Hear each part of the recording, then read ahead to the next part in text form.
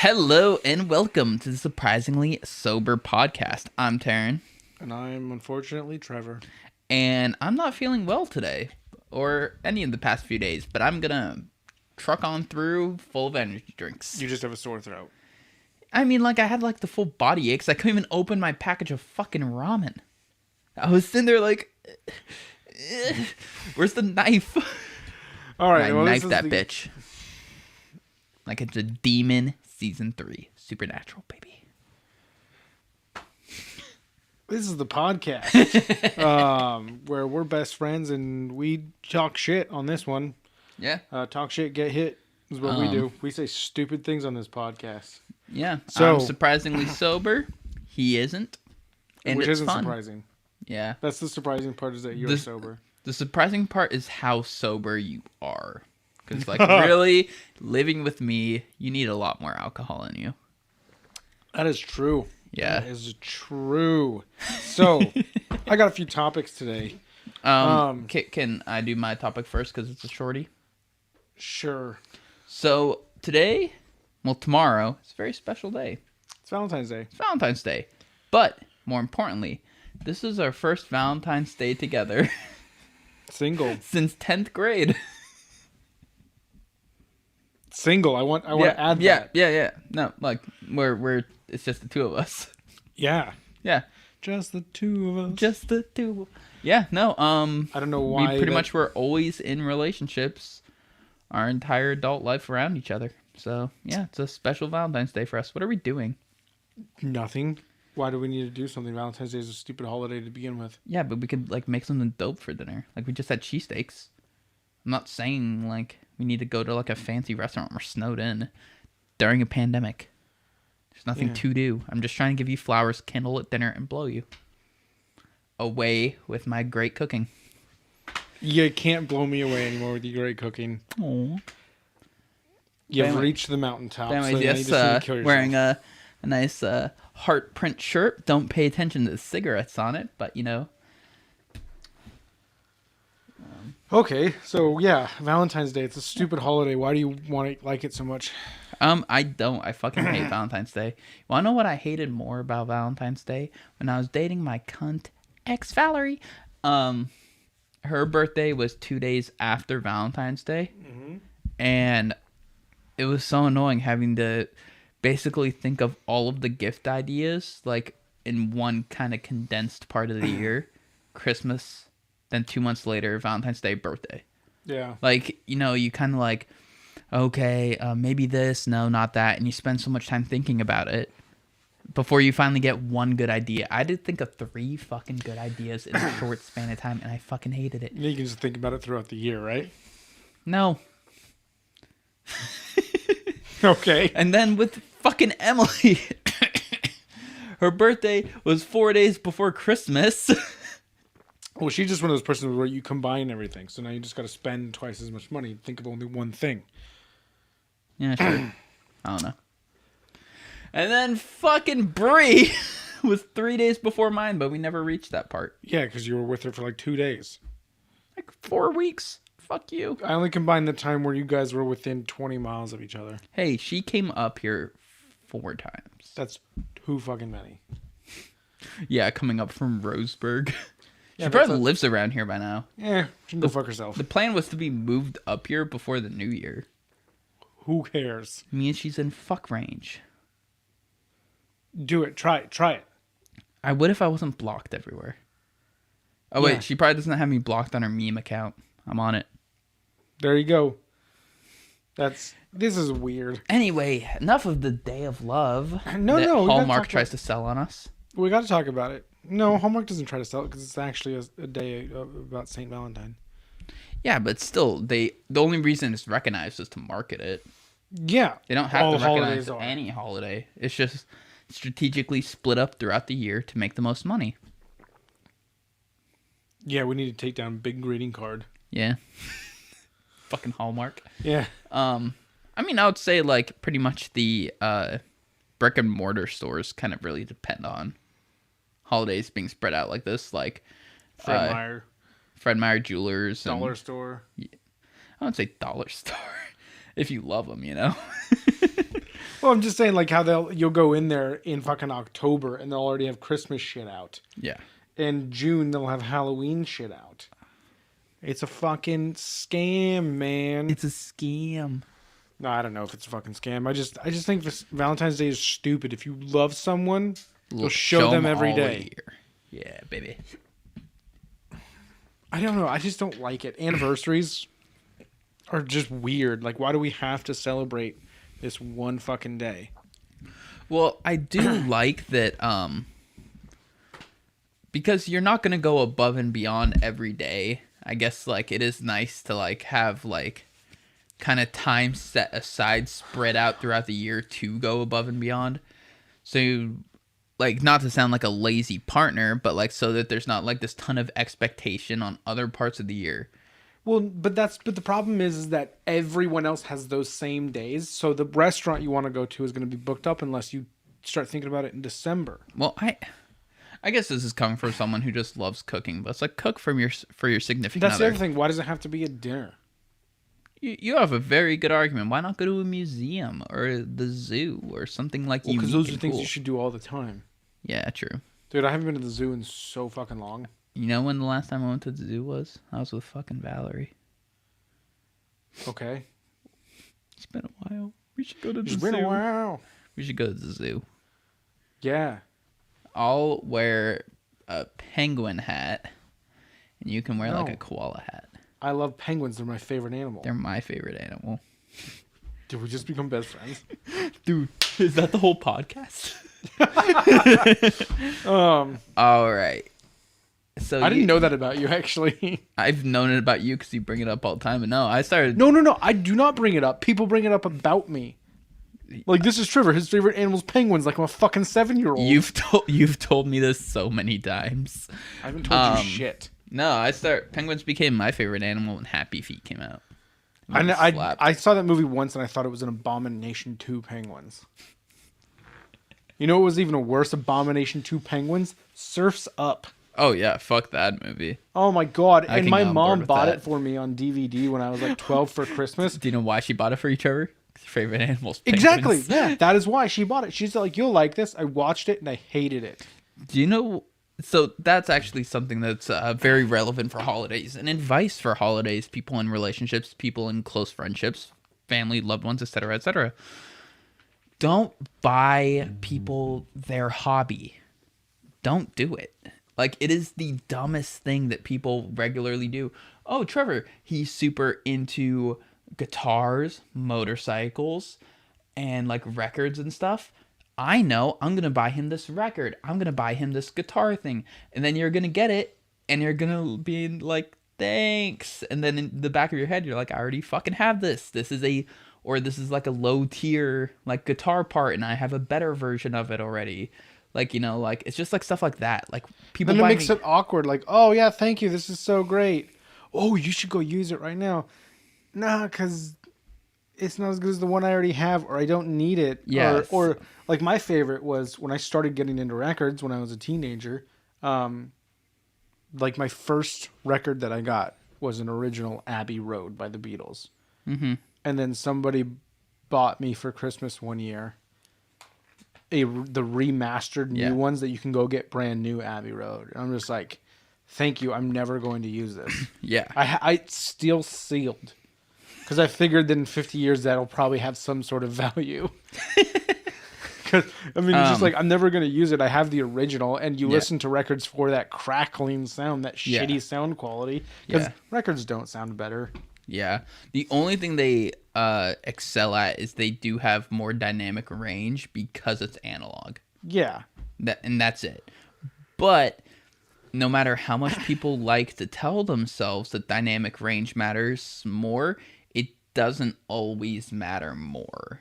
Like, it's kind of like one of those things where it's like, it's nice, but it doesn't mean it's better. But that's the whole loudness war, and that's a very long music engineering topic. Now, what you gotta get is you gotta get them something that you know they'll like, something that they've asked for. Like my last girlfriend for this last Christmas that I was not lonely. She got me power tools. She got me a drill and an impact driver. Because you've been talking about wanting them. Yeah, and I pretty much asked for it. And then the same person who bought me that Abbey Road thing, the Abbey Road album, actually listened to me one year, and it was my mother. I was gonna ask after the podcast who it was. It And, like you didn't want to say. she got me something I did want, and I still have to this day, and it kind of leads me to my next subject. She got me a Russell Wilson jersey. Ooh. Yeah. And now that brings me into my next topic. I actually wanted to talk about Russell Wilson. It's weird how I connected those two. Okay. I'm a master story weaver. I was gonna try and give more advice on gift buying, but yeah. Then do it. Well, then we'll talk about Russell. Okay. Pretty much like I would recommend, unless like the person's like, kind of like directly telling you like, oh man, I could really use this new drill I've been looking at, but I don't want to spend the money on it, is buy them a super high quality version of something that they like just wouldn't normally buy. Like, this is a bad example, but like, how they're like pens for like $50? No one's gonna buy a $50 pen. They're gonna buy like $5 pens, but say like they sit at a desk and they use pens a lot. Like, they're gonna use that awesome pen and be like, holy shit, this is awesome. Or like they work from home and they, like have like a just like a shitty stock keyboard. Get them like a really cool mechanical keyboard. Like, get them just a high-end version of just an everyday item. That is something a lot of people don't like really think about, but like once you start using it, like my coworker bought me a really nice like Hydro Flask water bottle. Yeah. I use that thing all the fucking time. And you would never have bought one yourself. Because it's like $40. So, but that really brings it up to another point that I kind of want to talk about. So in order to buy a gift for someone, you really do need to know them. Yeah. And I agree with that. I think that in our culture, in this society, we are peer pressured. I don't want to say required, because you're not required to do anything. Yeah. But to get gifts for pretty much anyone and you come into contact with. And for some reason, you're also always expected to get the perfect gift. It's like, I don't know what you want. Yeah. I don't know you. I interact with you regularly. That's because I work with you. I don't know you, though. Yeah. How am I supposed to know everyone and get them? I can't even fucking half the time pick out a gift for you. Yeah. You want to know why? Because we just both buy the shit that we want. Exactly. You want to know why? Because we're grown-ass adults. Yeah. If you want to get your friends a gift for the holidays, sure, do it. But at some point, like, you got to grow up out of buying stuff for your friends. Like, I understand family. I understand significant others. But, like, yeah, we're best friends, but we just buy the shit that we want. Yeah. Like, I'm very rarely going to find something. Like, I got you a pedal. I got you the Big Muff pedal because you mentioned it, and I just straight up told you I'm buying that for you for Christmas or your birthday or something. I don't like telling you the things that I buy you. Yeah, I know. You like to put them under our tree unwrapped. That happened once. And you told me I couldn't open it. And it was because I don't know how to wrap things, and my girlfriend at the time wasn't there to wrap it for me. You just put it in a fucking bag. You could have got like a bag from Fred Meyer, just a brown paper bag. Just put it in there, staple it shut. It was a griddle. There's no way it's fitting in a fucking paper bag. Or no, it wasn't a griddle. No, it was the blowtorch. Yeah, it was the blowtorch. Yeah. Oh, yeah. No, I could have totally done that. You're right. You did wrap the griddle. Yeah, because I had my girlfriend at the time for that one. Dude, I forget what I had to wrap, but at work they were like, oh yeah, Taryn, you need to like wrap these up and make them look nice. And I just looked at them and I was like, nope. Is there anyone else? Because let me tell you, it's going to look like shit if I wrap it. Yeah. Like, just like try to make it look nice. You don't understand. Like, I am dog shit at wrapping. But the great, amazing quarterback for the Seattle. Oh yeah, Russell Wilson. That's what I was going to talk about.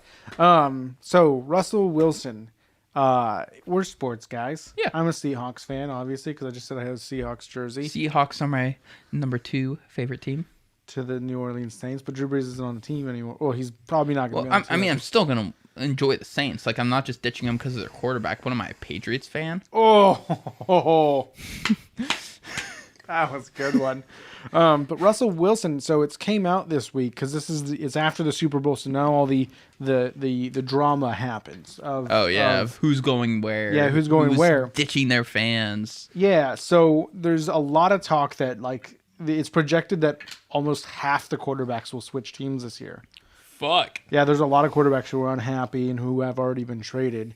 And you have like Drew Brees retiring and things like that. So Russell Wilson's gonna end up at the Saints, and then I'm just gonna be off the side. He's not laughing. going anywhere. But he did come out and say that he was unhappy because he's been sacked the most since his career started. He's been the most sacked quarterback. Seattle has not gotten him an offensive line or anything like that to help him. I mean, he did go and win a Super Bowl in his second year. Yeah. Then he went to another Super Bowl the year after and lost. But they have not been back to the Super Bowl since. I don't even think they've gone to a conference championship game since. See, the one thing I don't like about that is it's, from what I can tell from you telling me this, is starting to look very much like the NBA. Where instead of like doing the Michael Jordan thing, buckling down, training harder, making sure that the team becomes what it needs to be. Oh yeah, we lost the championship to the Lakers. Oh, so what's your plan for next season? I'm gonna go to the Lakers. Like, that's like the current trend, and I don't like, like, his position makes sense. He's the most sacked quarterback. His line, it just isn't there for him, and the coaches aren't doing it. That makes sense to leave. But I feel like so many of the quarterbacks that will be leaving are like, well, I want a championship ring. Then earn it. Work harder with your team. So there are a few exceptions, and like Matt Stafford, who was the quarterback for the Lions, he got traded to the Los Angeles Rams. The Rams did go to a Super Bowl and lost to the Patriots. Yeah. They traded their quarterback for him and a couple picks, and they got him. And the Lions organization is a fucking nightmare. They're gonna have a new coach this next year. Yeah. And he's been there for so long and given them everything and never said a word. He never said a word until this year. I wasn't even sure if the man could talk. I've never heard him talk until I saw a press conference a couple weeks ago. So he's deservedly so going. That organization is a shit show. Hopefully they right it and Detroit can finally win a Super Bowl. But then you also have Deshaun Watson of the Texans. He wants out of there. And for some reason, they won't let him out of there. J.J. Watt, the defensive lineman for the Texans, who's a fucking superstar, who's going to be a Hall of Famer, he wanted out, and they released him. Yeah. Just yesterday or the day before. But not Deshaun Watson. They're like trying to trade him or something, and he's already been like, I want out. Like, and he's not saying this to the media. He's not going on media or Twitter or anything like that saying this that I know of.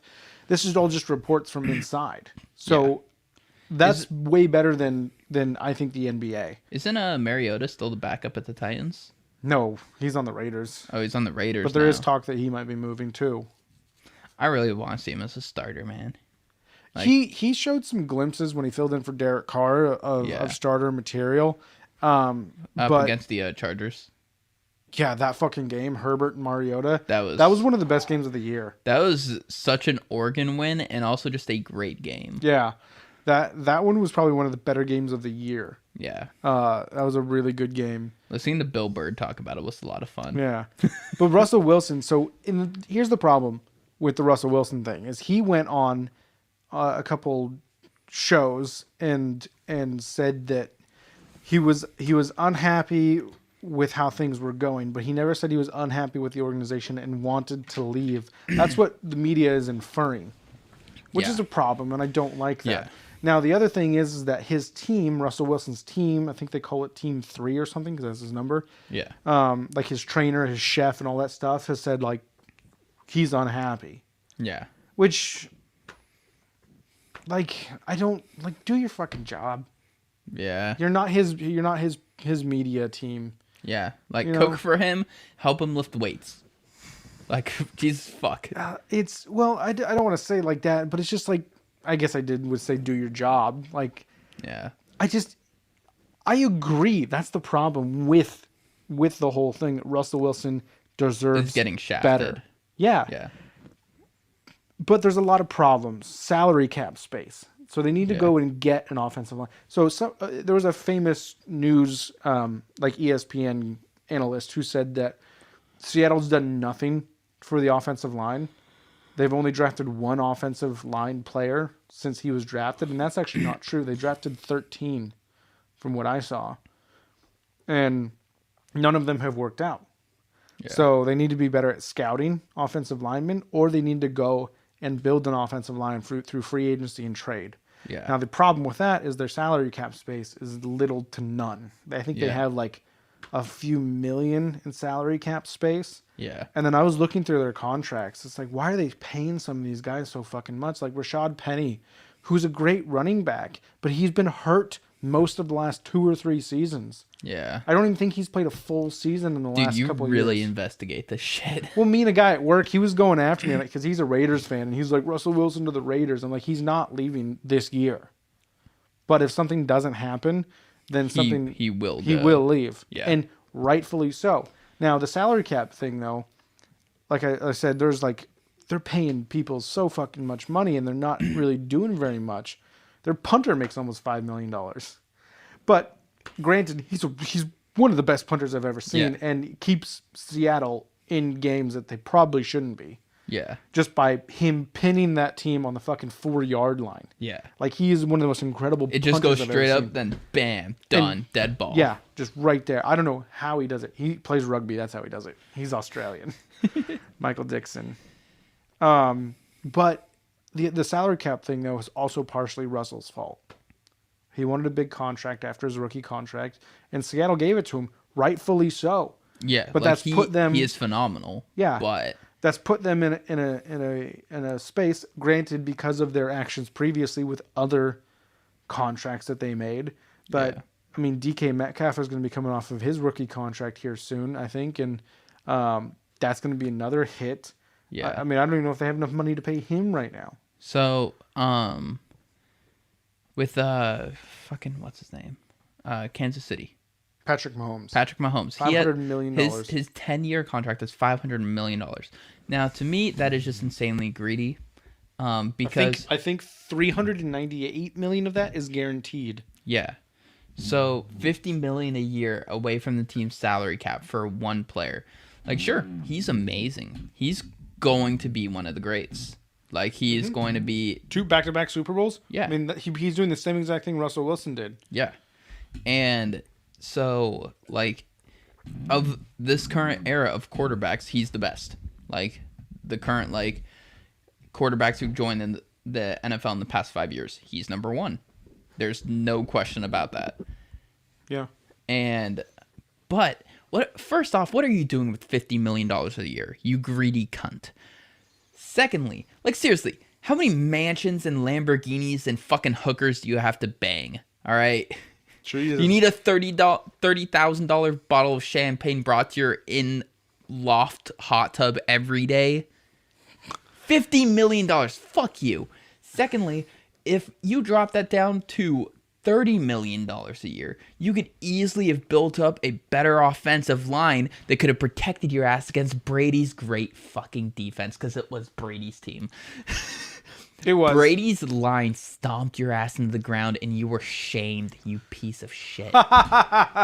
You looked like a fucking fool out there. Actually, no passing touchdowns, your lowest scoring game in your career, your biggest deficit in your career, on the big stage. WrestleMania. Going wild. Like, I'm just saying, some of the people who, like, yeah, you're a star player and you want the big contract. Oh my God, $500 million contract. Cool. Now your team is going to suffer because they won't be able to get as many good players as they should. You're right, and that's and that is why Brady has won so many Super Bowls. He's taken so many pay cuts to make sure that they had a good offensive line, that they had good receivers, that they had a stable defense. Because he's smart enough to know he's going to have enough money to last him long past his career. He's never going to run out of money. His kids will never run out of money. Like, he's set. He doesn't need $500 million. You're right. He probably has that. Yeah. Because he's smart. And also, like, deals and everything like that. He makes tons of money, I'm sure. Yeah. But yeah, speaking of Brady, do you know what someone on Reddit pointed out? In his Super Bowl run, he defeated in order everyone from a different era up until his victory. He beat Drew Brees from his era. He beat Aaron Rodgers from the next era. Then he beat Mahomes from the current era. That's funny. Like, he just went his way up or I guess down the age ladder and just kicked everyone's ass. Just showing that he's the best in every era. No, that's fair. And I mean, let's say Tom Brady is the best quarterback of all time. I mean, if we're saying factual things, yeah. He is. Yeah. Now, let's switch over to basketball real quick. Who do you think, because I don't think we've ever talked about this, Michael Jordan or LeBron? Who's the greatest? And I'll tell you why you're either wrong or right. I would say Jordan, because he never had the team jump to get his wins. But you can't say that Bulls team was not a superstar team. You had Scottie Pippen, Dennis Rodman, and several other players that I can't remember their name of. But it was Scottie Pippen and Dennis Rodman are Hall of Famers. But it also wasn't like they were draft picks. They weren't like and free agency and things like that. Yeah, they built like, the team naturally, as you would say. Yeah, so like I wouldn't like knock Jordan for that. Like when it's literally just like, oh, let's go be a pylon team in Miami. Now let's go be a pylon team in Los Angeles. It's like, I don't count those wins. Well, no. So, yeah. Jordan is great. I would say LeBron might be a better player, but Jordan accomplished more. So far. Yeah. Now, LeBron, here's where he really gets me. And I saw this being pushed around on social media today of why he's the greatest. If you look at the 2006-2007 Cavaliers team that he took to the finals, they ended up getting swept by the San Antonio Spurs. I remember that year. It was a painful year trying to root for the Cavs. Yeah. Because I was a LeBron stan. Yeah. We were kids. Yeah. We're like, he was the Michael Jordan of our time. It was cool watching this high-flying, dunking monster of just a young, like, 20-something-year-old dude just dominate the league. It was fun. If you look at that roster, that team is fucking garbage, except for him. There was one game, it was against the Pistons in the playoffs, where he scored 29 of the last 30 points, including the game winner against the Pistons. Yeah. Like, what the fuck? That team wouldn't have anybody on it that was even good enough to ride the bench nowadays. But I would say Kobe was better than LeBron when they were playing together, like at the same time. But Kobe had Shaq to win the championships. Yeah. Kobe only really, I think, won 1 or 2 championships without Shaq. I know, oh my God, without Shaq. He won 2 championships. Yeah. That's still really good. Yeah. But I don't know, just like their overall like performances and stats and everything, I always felt like whenever the Cavaliers had to go up against the Lakers, I always watched the Lakers win, like in a regular season game. Like it was just always like, oh, this is what's gonna stop LeBron's little run. Like, oh, they're on a 7-game hot streak, and then Lakers and Kobe just get in his face. yeah, no, some of those Lakers teams where you have, Gasol and all those, you're just like, holy fucking shit. Yeah. I don't know how they didn't win more. I think they won 2 in a row in like the early teams. You know what? Kareem's the greatest of all time. Technically, Bill Russell's the greatest of all time. If you go by championships, he has 7. If we go by average points per game, Wilt Chamberlain. If you go by average women fucked in a night. Magic Johnson. No, that's how many STDs caught in a night. Well, no, he had to get him somehow. Just banging 20 hookers at once. Sorry, Magic. You think his name's really Magic? No. Oh. What is his name? I don't know. What was Kareem's original name? I don't fucking know. I want to dead name him. Is that a thing in the Islam community? Dead naming. Dead naming them? No, the only ever person who ever like went to Islam and changed their name that I can remember is Muhammad Ali. His real name was Cassius Clay. which is a badass fucking name. Oh yeah, Cassius Clay is a boxer name too. Yeah. Like that man was always going to be a great boxer. He was always going to be. But can you just be like, can you imagine someone coming up and you'd be like, dude, the greatest boxer ever is Cassius Clay. Like, you mean Muhammad Ali? No, I don't. I'm Christian. I call him by his God-given Christian name. I mean, and you know that guy's fucking white too. that'd be the same though as like being like, oh yeah, I loved Ellen Page and Juno. You mean Elliot Page? No. Yes, that's exactly what it's like. Yeah, no. I said that's what it's like. Yeah. Oh, I thought you were just like. No, I'm saying like the person who would say like refuse and only say Ellen Page would be a cunt. Yeah, a bad person. A cunt. You know, like 43 senators. Ew. Everyone already knows what happened. What's our take on it gonna mean? No, I know. That's. Yeah, I just wanted to say that there are 43 piece of shit senators out there. Yeah. Fuck you, Mitch McConnell.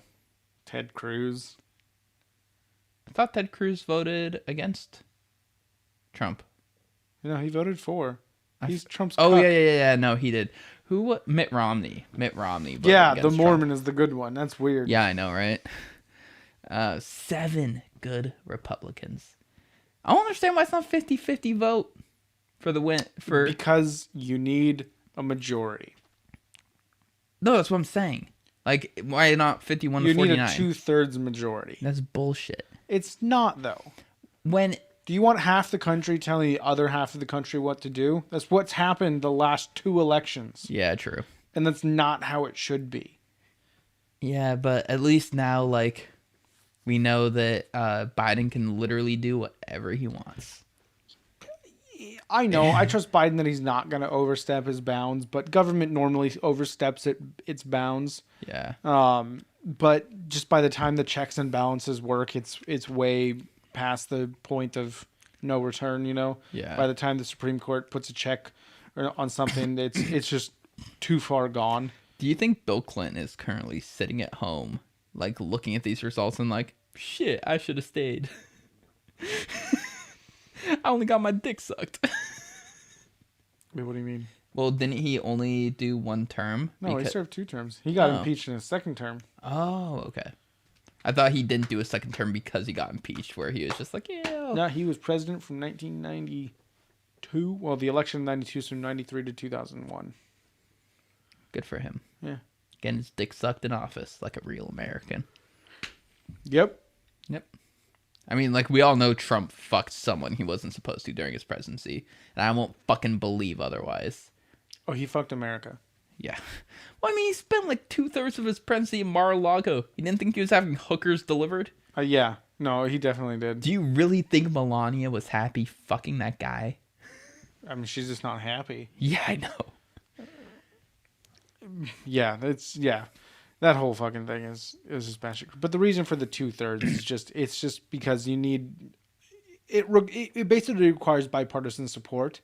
And unfortunately, with the 50-50 Senate that we have and the very divided political stage that we currently have, it was doomed to fail.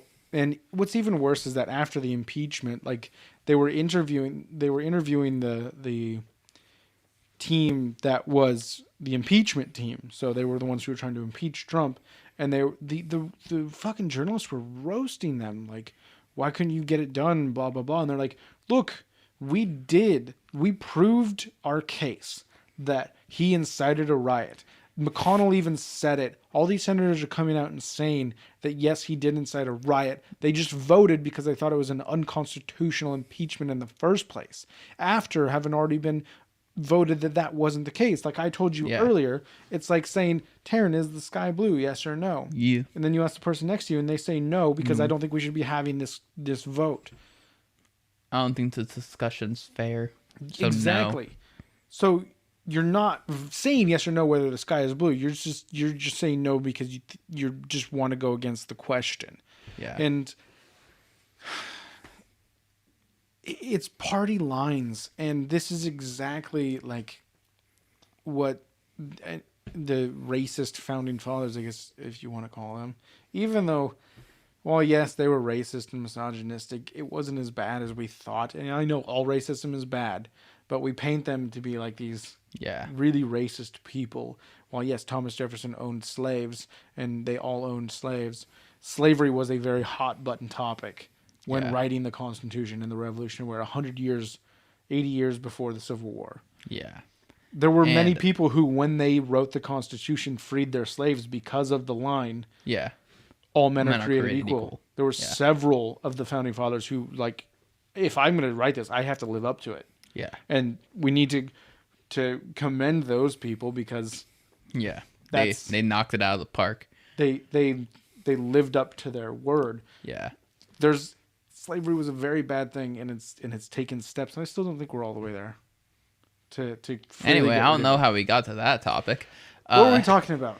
Russell Wilson. So the 43 senators, like the thing that blows me away most about them is that so many of them were like, oh, I'm scared for like me and my family's lives basically if I vote against Trump. It's like, oh, so we do negotiate with terrorists as long as they're white people. Yeah.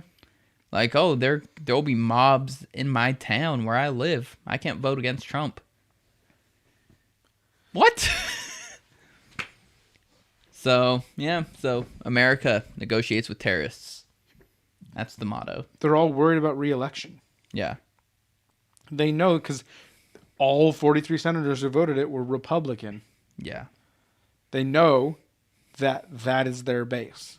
And how much you want to bet these 7 senators? I think 4 of the 7 will lose their seat in the next election. Unfortunately, I would say I don't know enough about the individual electors. Mitt Romney won't. Yeah, Mitt Romney won't unless he doesn't run again. The one senator from Alaska might. She might lose to a different Republican, probably.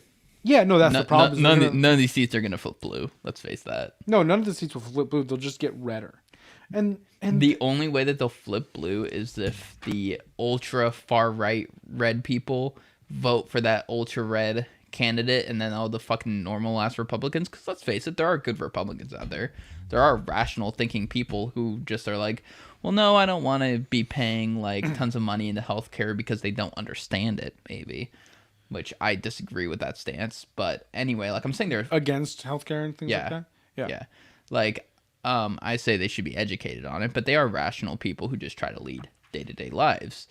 But they'll probably still vote for someone like Romney, who voted to flip. They'll be like, yeah, he made the right call. Like Trump did do bad things. And then watch just like a Democrat snake a fucking seat because the party got too divided.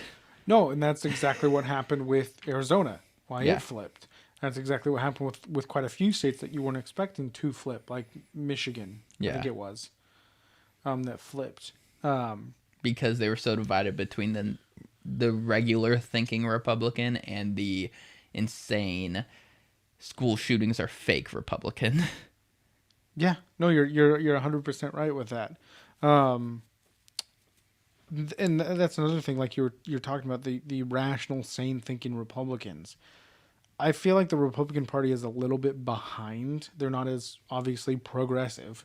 They want to keep things more the status quo. Yeah. Because that's the thing. The old difference between Republicans and Democrats was basically more fiscal than anything. But now they both want to do the same things. They just want to put their money in different places. Yeah. The Republicans want to spend it all on the military and do all this stuff. While the Democrats, they want to spend an equal amount, but they want to spend more on other things. Yeah, they want to spend it on healthcare, schools, even communities. Then they don't. Even then they don't. Yeah.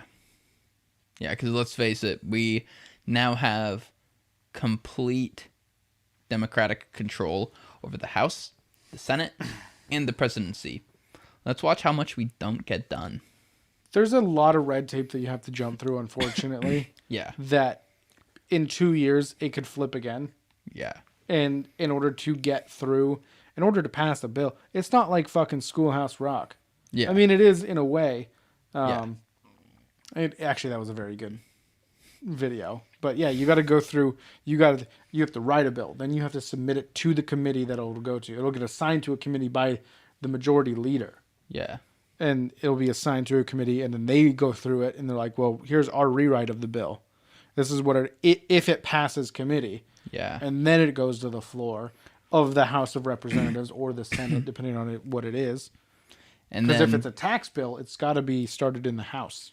And then it will have 10,000 fucking amendments to the bill because they're constituents. Because let's face it, all senators and House reps are owned by banks and corporations. They'll be like, oh yeah, we also have to add this little tidbit about farm subsidies.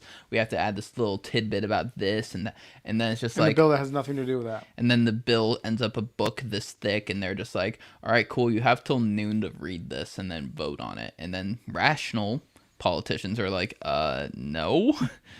How about I don't agree to everything in this young adult novel? Yeah, that quid pro quo shit Yeah. has got to stop.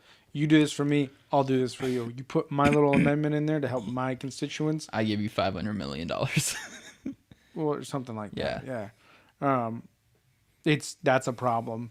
And that's got to stop. Yeah. Like the $15 minimum wage thing that was going to be passed in the COVID relief bill. I agree that we need a higher minimum wage. I'd say $15 is probably good. But it has nothing to do with COVID relief. It has nothing to do with COVID relief. If anything, they should have put in a part about hazard pay. They should have been like essential worker should essential worker $4 an hour increase for hazard pay, $5 increase. I don't care, any amount of increase. Yeah. No, that actually been a better way because that is more COVID relief related. Yeah. Like we need to because what happens is all of a sudden now the Republicans are so against that minimum wage they don't want to pass it. Yeah. But it's like a big giant puzzle and you're like, I don't want this piece in it. So now we have to throw out the whole puzzle. Exactly. Yeah. And it just makes things harder to pass, but again, it also makes things easier to pass. Well, if you fucking suck it up and take it in the ass on that thing, I'll put your thing in mine and take it up the ass. Yeah. And it's just so dumb. The Republican Party is far behind of where it should be, is what my point I was originally trying to get to, is that they are still stuck in the Reagan trickle-down economics style of politics. Doesn't work. Yeah, and you end up with people like Jeff Bezos and Elon Musk who just hoard wealth. And new federalism too. Yeah. Like they are so set on having you as a voter, a constituent, pick yourself up by your bootstraps.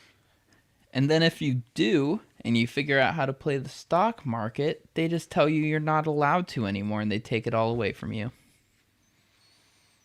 Who did that? I mean, the stock market. Well, Robin Hood did that.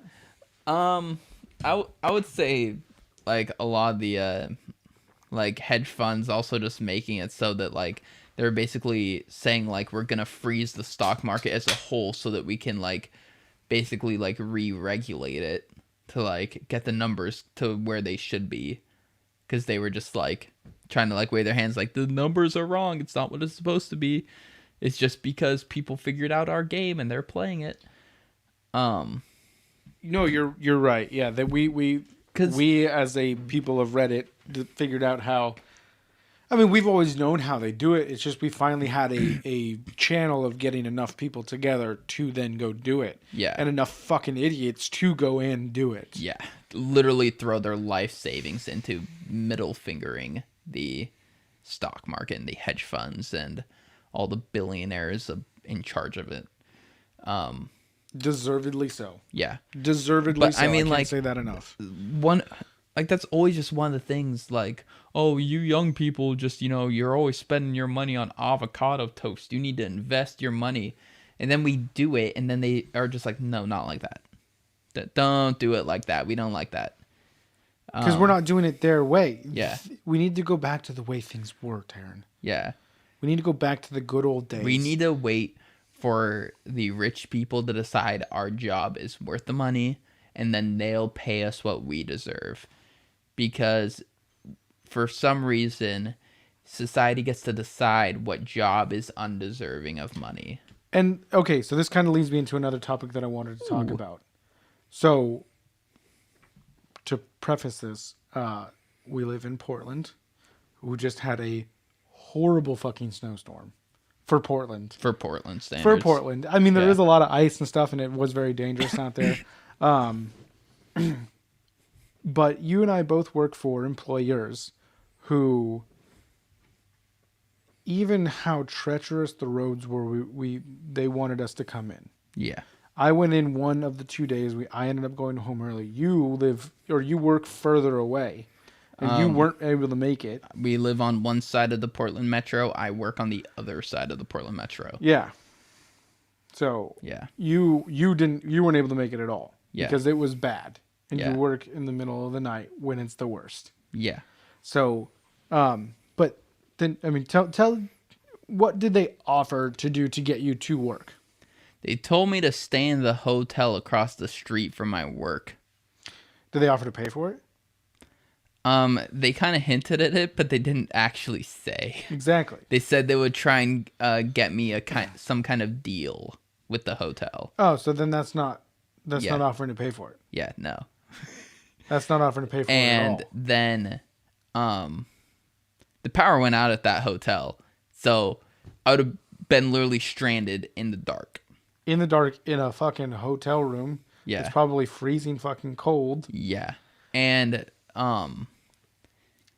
so they offered to do that, and then, like, I did the math, and, like, standard hotel rates, including fees and everything, and then the cost of getting food. Like, there's not really much food around me. There's a McDonald's nearby, but I don't want to eat McDonald's. Or even if I paid a coworker to, like, stop by somewhere and bring me Chipotle. Because I doubt DoorDash was going to be a thing without, like, a $20 tip. I'd be spending the same, if not more money on that hotel room, food for the day, and everything just to go to work. So I'd be working. And you would have been stuck there for several days. Yeah. Because of the conditions. Like, right now, as we speak, it's still pretty bad outside. Oh, yeah, and this is like 2 days later. Yeah, because this is Saturday night. It was Thursday night, Friday night, Saturday night. Yeah, so it'd probably be stuck there for 4 days. Yeah, you probably wouldn't be able to even try to get home until Sunday afternoon or Monday. And then this tonight, going into Sunday morning, I don't work. So what? I would just stay in the hotel room, literally losing money. Yeah, and my work,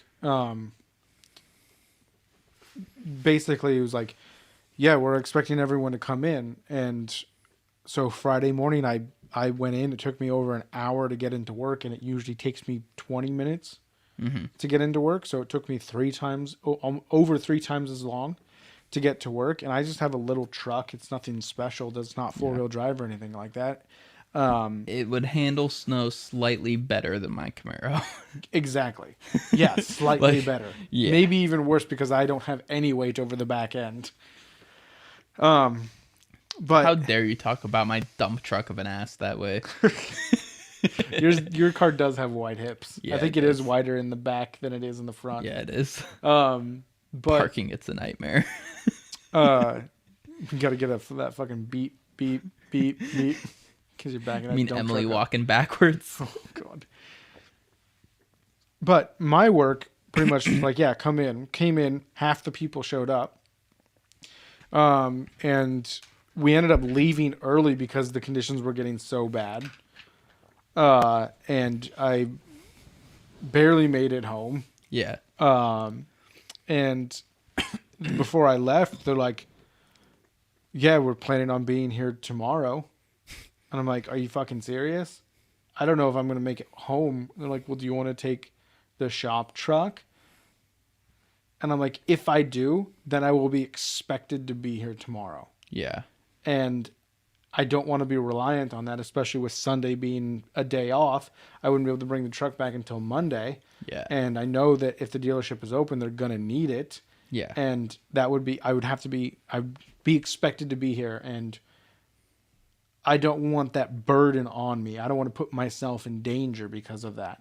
Yeah. And this employer employee relationship just kind of got me thinking about how toxic it is. Oh, yeah. How in America, that's just kind of expected that you need to give up your life for this company for shit pay. Yeah. For the federal minimum wage is $7.50. Yeah. I'm not making that. Obviously, I'm making more than that. But I don't know how much. I mean, like, you keep talking. I'm not gonna give up. It's gonna take a lot of money for me to dedicate my life to you. And the reason I was thinking about it, was that you're paid. Let's just say you're paid $15 an hour to do a job. You're making that company so much more money. You're worth more than $15 an hour to them. They're paying you shit for what you bring into them. You know, that's why they want you there. That's why they want you to put you up on a hotel. And yeah. And that's just so toxic because people will do it. Luckily, they ended up canceling work today for me after I was halfway to fucking work. Because I'm the one who has to open up the place. And nobody decided to tell me until a half hour. I was about halfway there. Jesus. And I had to turn around. What are you looking up? I can't find the fucking story. God damn it. What is it? This guy got out of prison. And he was just like, well, I need a job now. So he went around applying everywhere, and everyone, we don't want an ex-con. We don't want an ex-con. Finally, someone was like, yeah, we'll give you a job washing dishes, and we'll pay you $7 an hour. Which is below the federal minimum wage. Like whatever, like $7.50, the minimum wage.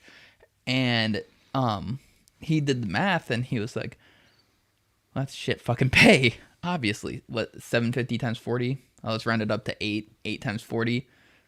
320. $320. Tax man's gonna take about a quarter of that. I can't do that math right now. He's got $240 is what he's gonna have left in his pocket. Shit pay. And you can't pay rent on that. You can't do shit with that. And so what he did was he just went out, bought a little hot dog stand, went down to Costco, got a membership, just bought a ton of hot dogs, buns, toppings, and stuff. Dude was making triple, like in excess after the cost of everything else of what the minimum wage was. And it's just like, corporations don't give two fucking shits about you. $7.50 is a fucking joke. And it hasn't, and that's the federal mandate that hasn't been updated in decades or a couple. It's been like 15 years, I think. We were talking about tipping last week, and like waitresses and stuff like that making less than that in certain states because if you make tips, they don't have to pay you anything. Yeah, they can knock you down to like $3 or $4 an hour. Yeah, which is ridiculous. Literally nothing. Yeah, no, it's just ridiculous that the places of our work, which are large corporations, expected that. Yeah. Expected us to bend over backwards for no profit too. Neither of our businesses are really going to profit much during a fucking snowstorm. Yeah, no one's going into our place of work. Yeah. I mean, a few stragglers maybe. Yeah. You had a moron come in. Yeah, do you want to talk about that one? Or I had a guy come pick up a motorcycle in the middle of a snowstorm. And then rode off on it. Yeah, rode home. And we're like, you sure you want to do this? Oh, yeah. And he's like, yeah, I got to go to work tomorrow. And like, you do know it's supposed to be worse tomorrow, right? No, I remember in 2014, I was working at my local Fred Meyer in good old Canby, Oregon. And they fully expected me to come to work. Very short drive, 7-minute drive, maybe, normal weather conditions. But it was still a drive. And they're like, well, you live close though, right? Yeah. Well, you should still make it in. And it was literally like 6 to 8 inches of snow. Yeah. I'm driving a little Honda Accord. Luckily, my buddy Mikey was driving a Jeep, and he was more than happy to drive me to and from work because that meant he just got to been around in the fucking streets all day. Yeah. He was so fucking reckless, man. I was like, dude, like this thing's getting close to flipping at points. Like Jesus Christ, dude, I'm just trying to go put fucking groceries on the shelf. Just trying to be a dairy boy. Yeah, no, it's the fact that your work was like, no, you should be able to make it in based off where you live. You don't know that. Yeah. Not unless you're my fucking neighbor. I could live like at the bottom of a hill. You know, like just the fact that my street is like at a downward slant. Like it wasn't, but like you don't know where I live. Like you know that one hill like on the outside of Canby that like kind of like swooped down at an angle. My dad's friend Charlie used to live out there. I swear. Yeah, down in that trailer park. Yeah. Yeah, no, that's where my stepbrother's mom lived. Yeah, I know. Like I went sledding down there once. Could you imagine living at the bottom of that and your boss just being like, "Yeah, we still expect you to come in." I can't make it up that hill. Yeah, this hill was like a hill like of nightmares. You would bomb down it on your bicycle. You would bomb down it. And you'd be going 40, 45 miles an hour. And it was at an angle, so it was it was curved down towards the right. And there's no way people made it up that hill. Like you parked your car at the top of the hill if you needed to go anywhere during a snowstorm. Yeah, unless you drove some 4-wheel drive, 800 horsepower monster pickup, you were not gonna make it up that hill. Well, that much horsepower, you'd still spin your wheels. Yeah, probably. That's too much horsepower. Only if they have a lot of torque too, man. It's balance. It's a balancing act. Okay. They might make it. Drop it in the second, slowly just creep up. Yeah. Maybe. Yeah. No, so I think we're getting past the point. We're making it sound like all we wanted was a day off. Yeah. No. Do you know how many times my truck almost spun out on the way to work that one day and this morning on my way in? Dude, I was like, if I saw a car coming up, I would just start slowing down and let them go past me, because there was a few times where on my way home yesterday, I'm driving and this car is getting I'm on Highway 217 because I know that's one of the most traveled roads. So I know it's going to be probably a little bit better than the other ones. A little bit more worked, you know, a little warmer. This other car is getting on. And I'm like, okay, so I start slowing down a little bit so it can get in. And then all of a sudden he decides that I'm coming up too fast. So he slams on his brakes and he kind of starts to slide a little bit. I'm like, what the fuck? And my natural instinct was to start to speed up a little bit. But when I did that and I started hitting the gas pedal, my tires started to spin and I started to slide. So now you have two cars that are almost next to each other sliding. Yeah. And I'm like, are you fucking kidding me? Like, why did you hit your brakes? Yeah. I'm just like, hitting your brakes in a snowstorm is the dumbest fucking thing. Yeah. You're actually right. That is a fucking death wish act. You're right. And that was also something that I'm very passionate about, is people need to learn how to fucking drive. Yeah. Especially in a snowstorm. Yeah. You start skidding one way, you turn into it, and you hit the accelerator. It's not what you think to do. Yeah. So you lean into the skid. You turn into the skid. And then another thing is, unless you absolutely have to, probably just don't stop. Like if you're driving a car, just don't stop. Because it might not get going again. Yeah. Like back when it was in Canby, it was during the snowstorm, I did have to actually end up driving 2 days. It was just like that big intersection, 9090 and Redwood Street. Mm-hmm. I would just look both ways and just like, no one there, gonna creep through at 20. Yeah. It was just like, my light's red, but there's enough snow on this ground that if I stop, I probably will be stopped. Yeah. No, and the fact that employers expect you to do it is astonishing. Yeah. How you just put everyone in danger. And the fact that you're open, some idiot thinks that it's okay to come down to your work of business, and they could be like this idiot who picked up his motorcycle. He could be dead for all I know. Yeah. He could have fucking laid that bike down in the snow, and be gone. Like, I don't know. Yeah. Because we were open. If we were closed, he wouldn't have been able to do that until it was more safe. Yeah. And I mean, the responsibility is not really on you. He's a grown-ass adult. Yes, yeah, but it's you could have done. You could have. Yeah. You could have not sold the guy a fucking gun to kill himself. You know? Huh. We see here you have 2 mental ward admissions, both for self-harm. Anyway, so you want a shotgun. A shotgun, you say? Yeah, that's not going to be very good to kill yourself with. Here, you're going to want this. 44 Magnum, most powerful handgun in the world. Just give him a cheap 22, because it's going to go into an evidence lockup somewhere and be lost forever. You don't want something good in there. You want to keep the good guns for the people who use them in self-defense. Yeah, but if he uses 22, he might live. Not if you hit yourself in the right place. You got to hit, jab into it when you shoot with the 22 if you want to kill him. Gotta give a little oomph. Yeah. Pew, pew. Anyways, this isn't good for a podcast, but admire this picture. So it says, I saw that fucking stuck-up goat. Portlanders who have had studded tires on since the beginning of November. Yeah, and it only ever snows in February or March. Yeah. That's the only time it snows. There was one time when we were kids, it snowed in December. Yeah. And it was the best fucking time of our lives. It was amazing. So it snowed for the week before winter break. Yeah. And it was a bad snowstorm. Probably the worst in Portland's history. It snowed 6 inches and then it melted a little bit and froze the top inch or two. Yeah. And then it snowed another 8 inches on top of that. Yeah. So you were just you'd step through snow, ice, snow.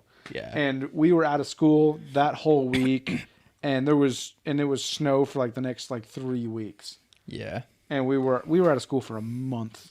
I always hate whenever when I was working at Fred Meyer, there's always a sense of working in that kind of situation, well, we have to figure this out. We have to figure there's no product on the shelf. We have to figure something out. What do you mean we have to figure something out? The trucks are going to show up when the truck's fucking going to show up. Yeah. If the trucks aren't coming, guess what we have to tell our customers? Hey, there's a fucking snowstorm out there. You're the moron shopping during a snowstorm. Yeah, you need groceries. Don't hoard. That's the first thing. Don't fucking hoard groceries, you cunt. It's going to end. It's Portland. Yeah. It's not Alaska. Yeah, this is going to end soon. To get back to the main point of what employers... Fuck corporations. Of what employers, corporations expect of you, it's incredible. And it sounds like we're whiny millennials, but it's a new world. It's a new age. Amazon can require so much of you for little pay. I mean, that's unfair. They're expecting you to run around a fucking warehouse for 8 or 9 hours a day with no breaks, so you can get Karen her fucking racist propaganda shit she wants. Dude, I know so many people who have quit at my job to go work for Amazon, and then within a month they're getting a different job. Working for Amazon is the worst. Everyone I've known who has gone and worked for Amazon does not work for Amazon anymore. But it pays really well. It pays really well. Yeah, have fun suffering day in and day out. It doesn't pay that well. It pays more than a minimum wage, but it's nothing amazing. It pays more. The minimum wage in Portland, I think, is $12.50 right now. I think Amazon's $14 to $15 starting. That's not that much. Yeah, but people are but they hire everyone. If you apply, you get the fucking job, and I need that money. So does Ben and Jerry's. So does McDonald's. So does Burger King. But anyway, do you know what job pays really well? UPS assistant starts at $29. Dude, fucking any postal service. They all pay really well. I tried to get in on that a long time ago, dude. It's hard to get in. It is. But no, being a manager at a the head manager at In-N-Out.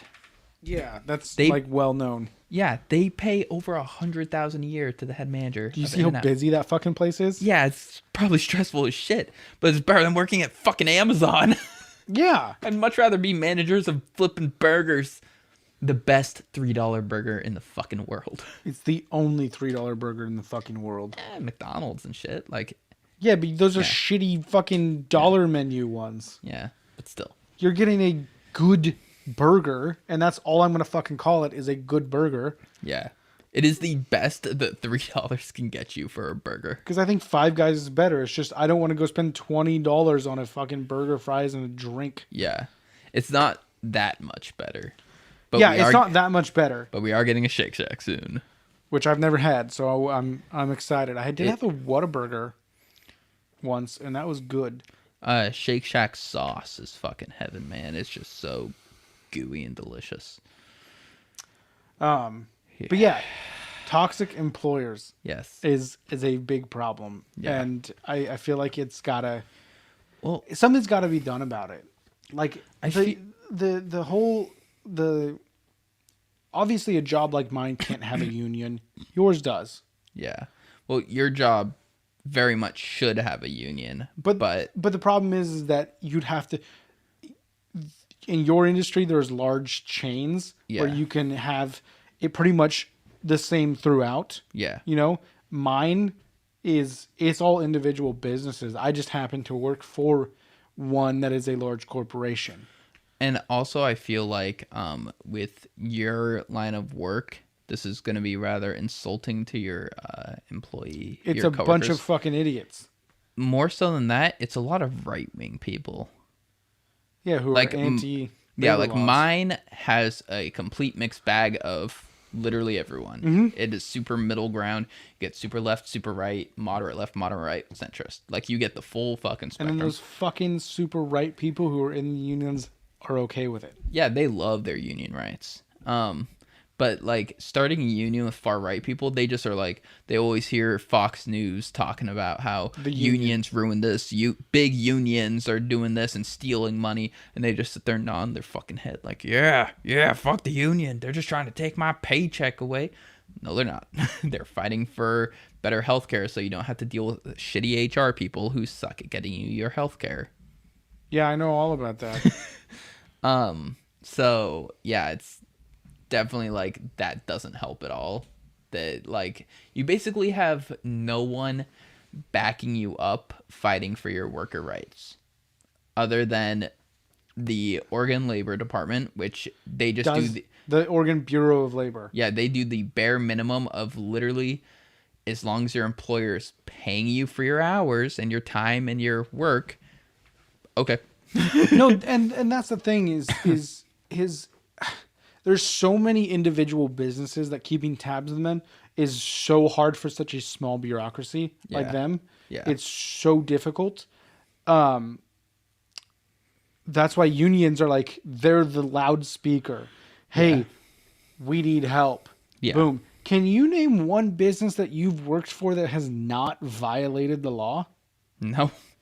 Every business I've ever worked for, I can tell you they violated some sort of worker labor law. Dude, back when I was working for Fred Meyer, so Oregon state law is you have to have your schedule out 3 weeks in advance, and you're not legally allowed to change it once it's posted.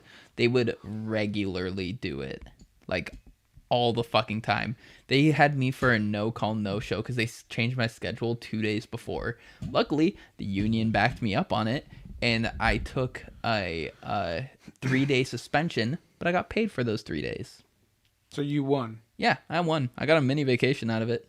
But like they still try to keep their noses up to like, oh, he no-call, no-showed. And it's like, no, I didn't. You changed the schedule and didn't fucking tell me. Yeah, because you like, this is my schedule for these 3 weeks. I know it. Yeah. And because someone called out or someone needs to take some time off, they change it. You need to be notified. And you need to be asked. I made fun of them a lot for it because I had 4 shifts, I think, that week. So I worked like the first one, I no-call, no-showed for the first one, then got suspended for the next 3, and that was finals week for my first year of college. So you needed that. So I just made fun of them that I got paid to study for finals, and they were so salty every day.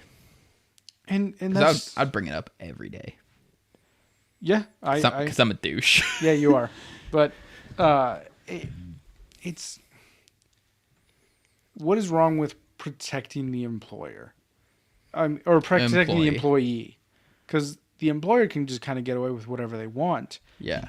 I don't understand why it's such a volatile issue.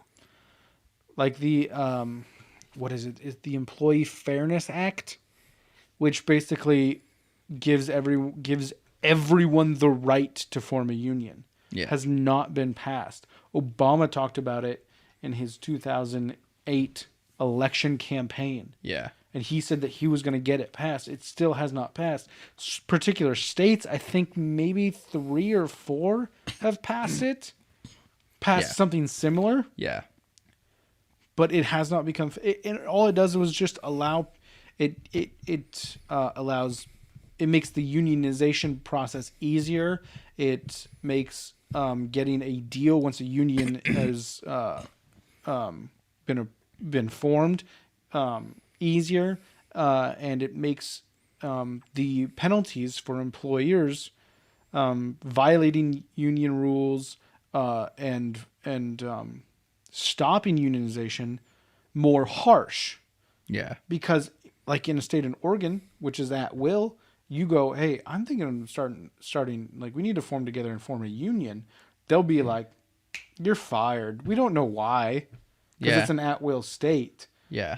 Obviously, you can go back and prove all these sorts of things and then sue, but it's really hard in an at-will state to do that. Especially when you're up against a company that's worth literally billions. Billions. And I have dealt with billion-dollar companies. It's kind of what I do. And it's what I do, you know. I work with billionaires.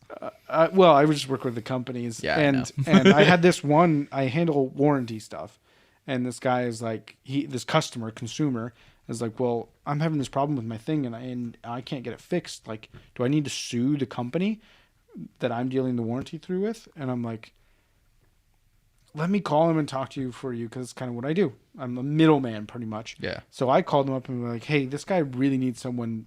You guys need to talk to him. He's having this problem. And he's talking about suing. And the guy goes, well, we'll just see how that goes. You know, we're a $65 billion company. Lawsuits usually end when one of the people runs out of money. And that's not going to be us. He's just an employee. He's not a CFO, a CEO. Yeah. He's not a bigwig. He's just a person in that company like you or me. Yeah. And that's his mentality. And that comes from the top down. Yeah. And I'm just like, come on, man. Like, he's obviously having a problem with his fucking thing. You're not gonna help him. And I never heard from that one again because I didn't care. Yeah. Because I'm not gonna get in the middle of that. I'm not gonna get dragged into a multi-million-dollar lawsuit. Yeah. No, it's just ridiculous to see that, like, fixing that customer's problem, probably a couple $1,000s. Yeah. They'd rather spend $500,000 to not do it. Mm-hmm. Like, for whatever reason, they see that as them coming out on top. It sets a precedent, though. That's the problem. Yeah. And that's my problem, is I see both sides to an argument, but that's also not a problem. Yeah. That's a reasonable thing, is to see both sides, which is the problem with society today, is that people don't see both sides. People don't see both sides. It's like, I'm red, you're blue, you're good, I'm good, you're bad. Someone just knowingly choosing, like, I'm choosing the bad guys. Yeah. It's just, that's the problem, is like, everyone thinks they're on the good side. Yeah. And they will not budge, even though it's like, no, there's good and bad. There's no purity. Yeah. In your party. And that's the other problem, is the parties. That just, like, kind of goes with my argument of, like, people who call themselves woke. Like, the absolute arrogance to say, like, I'm the one who's awoken to the truth, you're not. Like, everyone thinks that. Everyone thinks they think the truth. Like, how fucking narrow-minded could you be to be walking around like, I am the truth. I know what is to be real. You mean Jehovah's Witnesses? Yeah, fuck them too. They call their religion the truth. Yeah. I know I've said it several times, but like, people who leave the Jehovah's Witnesses will call it the truth for 10 years after they leave, because it's been so ingrained into them that they refer to it in everything as the truth. They do not call it our religion, our church. They don't use the word church. It's Kingdom Hall. It's brainwashing. Yeah. That's what... I mean, I would say a lot of, like, politics today is very much the same level of brainwashing. Yeah. Like, anyone who, like, buys into, like, Fox or CNN or any of them, it's just, like, you're literally just, like, putting an echo chamber around your ears of just, like, you're thinking correctly. Yeah, no, you're right. So, the impeachment trial was today. Yes. And the big blockbuster thing that happened overnight was that one of the representatives, I think it was, so an article came out by a CNN reporter that there was this big blockbuster evidence that a call with Trump during the Capitol riots had come out, and Trump knew of what was going on, and the GOP representative, I think it was, Kevin McCarthy, said that he needs to call this off, that these are your supporters, you need to call this off. Like right after it happened, came out, and phone logs to prove it. And this came out, and they entered it into evidence in the impeachment trial overnight.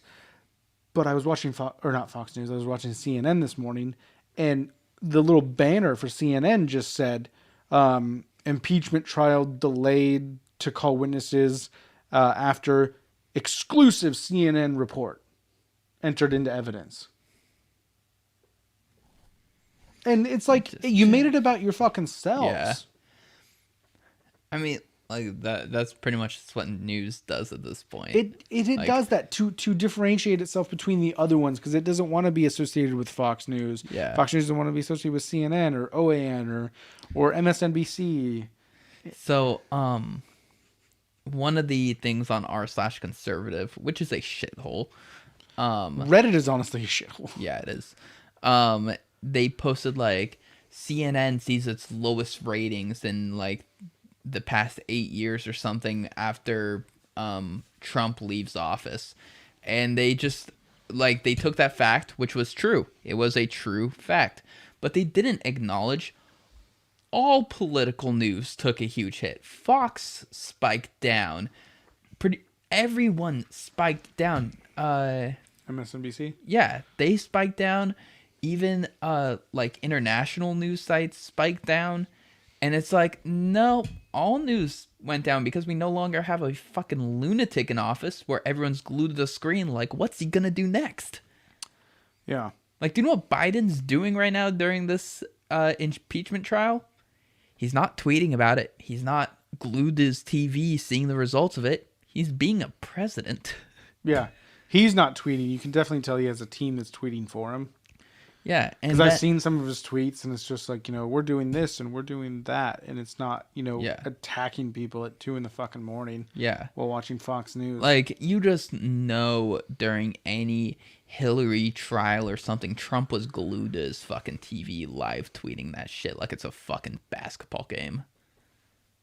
I don't think Hillary went to any trials. Well, I mean, she went to the Benghazi one. That was a hearing. Well, yeah, but still. And that was before Trump took office. Yeah, but still, he was still glued to his screen live tweeting about it. He's a fucking lunatic who just picks a group of people and then hates them. Like normal racists? Yeah. And on the topic of Benghazi and the Capitol riots, Benghazi had 4 people die. The Capitol riots had 5. Both because a president was too slow to respond to get proper help there when they needed it. So I wouldn't compare those two. Benghazi, first of all, it wasn't the president. It was the Secretary of State. That's Hillary Clinton. She's the one who, in a way, I guess, is responsible for it. I don't understand the specifics of that specific one, but I don't know. She's blamed for it, for the cover-up part of it, because as a Secretary of State, you deal with the affairs of international relations. But the Capitol riots are completely different because Trump incited the riot. Yeah, and then when people inside called for more support, he said no. They called for the National Guard, and he basically like shut them down. He said no? Yeah. I thought that it was the Pentagon who said no. It went to the Pentagon, then to him. He said no. Then the Pentagon said no, and then for some reason, they did end up showing up, and it was just like they ended up showing up like almost yeah. the next day. Yeah, but still, like too little, too late. Yeah. Already have 5 dead people inside. Well, 4 of them died later on. Yeah, one of them was shot on sight. I love that video. I don't understand that. Liking that video. Yeah. No, because I was listening to the official podcast, and there Charlie had a video, Moist Critical had a video about a wannabe YouTuber who got killed trying to do a prank video. He tried to prank one of his friends, like families, and he ran up to them with a mask and a butcher knife, and the dude ended up shooting him to defend himself. Yeah. And like they were it was brought up on the podcast, and Kaya was like, he just started laughing and like, this is the greatest thing ever. And it's like, yeah, I understand that you disagree with what that person did, but why are you gleeful that someone died? Because that person was doing the... I am all for your actions have repercussions. Yes. Breaking into the Capitol and climbing through a window when a Capitol guard has a gun pointed at you because he's the last line of defense between you and Congress people. Who he's sworn to protect. Yeah, that is his duty. And he's yelling at you to get down as you're climbing through a window. Yes, you are asking to be shot. You are 100% asking for your life to end. I agree in a way, but I feel like mob mentality is at large there. But in the same way, it's setting a precedent. You can't break into the Capitol and walk in like you walked into all these other rooms. If he didn't shoot that person, who knows what would have happened? No one ended up going through there because everyone around them learned, oh shit, they're going to shoot at us. Because they were just walking around thinking like, look, we can get away with it. It's the sudden realization of reality in a mob. Yeah, no, you're right. If it had been a larger mob, they may have stormed, and then, your fucking Beretta with fucking 15 shots ain't gonna fucking do the job. Yeah. Yeah, there was like 6 guys there. There was a lot of people in that stairwell, because you had people going up and people going down, and people in that little landing. But still, like, people even like halfway on that stairwell, if they start hearing gunshots, they're going down. No, you're right. You're right. But the mentality of the person jumping through the window is mostly, in fact, due to the mob mentality of people of like minds. Yeah. Because you have a mob of an echo chamber rushing. Now, this mob is ridiculous. They are a bunch of idiots. Yeah. And if you support that, you are an idiot. I'm sorry. There is that one guy from The Daily Show, Jordan Kleppinger, I think his name is. He was the guy who did that bit, or was that doing that video for The Daily Show at Capitol Hill. I think you watched it because you told me about it after I watched it. Maybe. He went back and did like another thing on the impeachment. And he was talking to one of the impeachment managers. Yeah. And the impeachment manager just called it batshit. Like if you support the Capitol rights, you're just batshit. And it was just so funny because he's a representative. Yeah. He's a House of Representatives member, and calling some of his colleagues just batshit crazy on TV was just hilarious. Yeah. Rightfully so. They are batshit fucking crazy. It's so fucking dumb. Do you know what else was crazy? Watching how the news responded to the person who got shot. So, like, they're like, oh, she was in the Air Force and she had a family and this and that. And then people brought up, oh, she was also a child abuser. She What is was, she? yeah, she also had like misdemeanors against her for like assault with a weapon. Like, she had all these charges. And then they're like, why would you bring this up about her? She's dead. You can't do that. And then people You did the same things about George Floyd. And then people screenshotted all their posts about Trayvon Martin, George Floyd, Breonna Taylor, and just like, this you? When did Trayvon Martin happen? 2012? We were in school. 2011, 2012? It was 2011. Yeah. Dude, you know when the first time, so it's 2021, so a decade later, I just saw a picture of that fucking kid, Trayvon Martin, as a kid, a few years younger, at space camp. Yeah. They never brought that up. They never brought that up. Doesn't fit the narrative. You're right. You're right, man. Yeah. And I saw that. And I was always, George Zimmerman's a piece of shit, Yeah. because he's a neighborhood watch. You think you're entitled to be judged? I am the law. Like, that kid did nothing to you. Yeah. Except be black. Yeah. Yeah. And he was wearing a hoodie. this kid at space camp, I saw that photo and I'm just like, it's not like he was like 7, where his mom forced him to go. Yeah. He was like 13, it looked like in the photo. Like 13, 14. Like, he's like, I want to go to space camp. Yeah. I mean, I want to go to space camp and I'm 26. Yeah, I'm 26. Are you? Yeah. Yeah, you'll be 27. I'm going to be 27 soon. Yeah. God. Ew. Just then you got a year. Yep. A year to kill myself. Yep. Rockstar. Yeah, no, I just the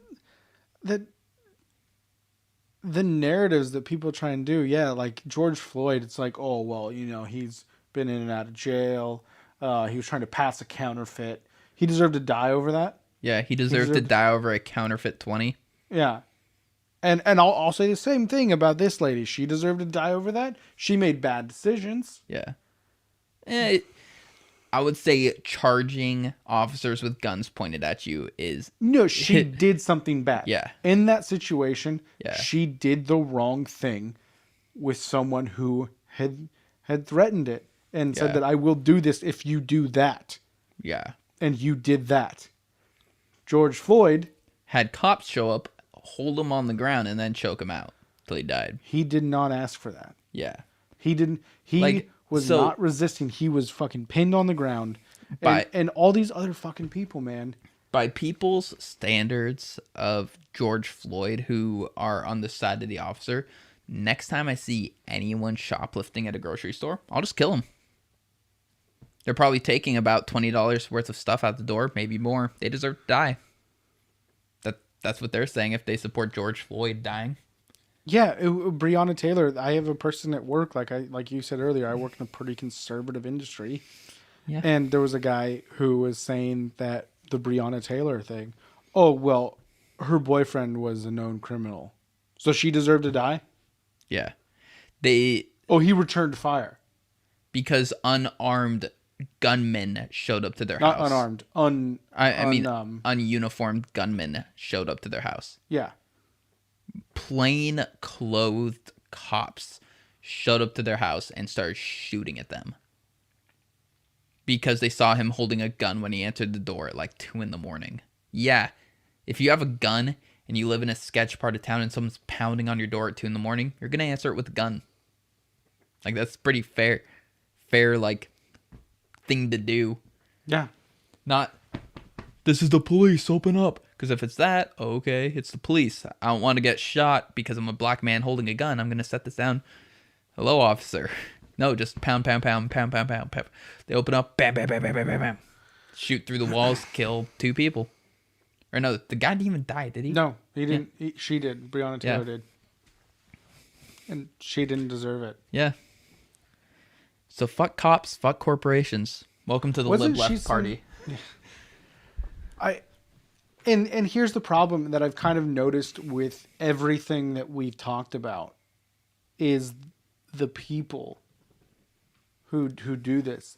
They get some sort of like they get like a taste of some sort of control, some sort of power. Yeah. Like your boss being like, go to the hotel across the street. Yeah. This representative thinking that they need to vote the way they do. Yeah. And this cop who, or these cops Yeah. who feel like, I got my knee on this guy. I'm going to keep doing it because I got control over him.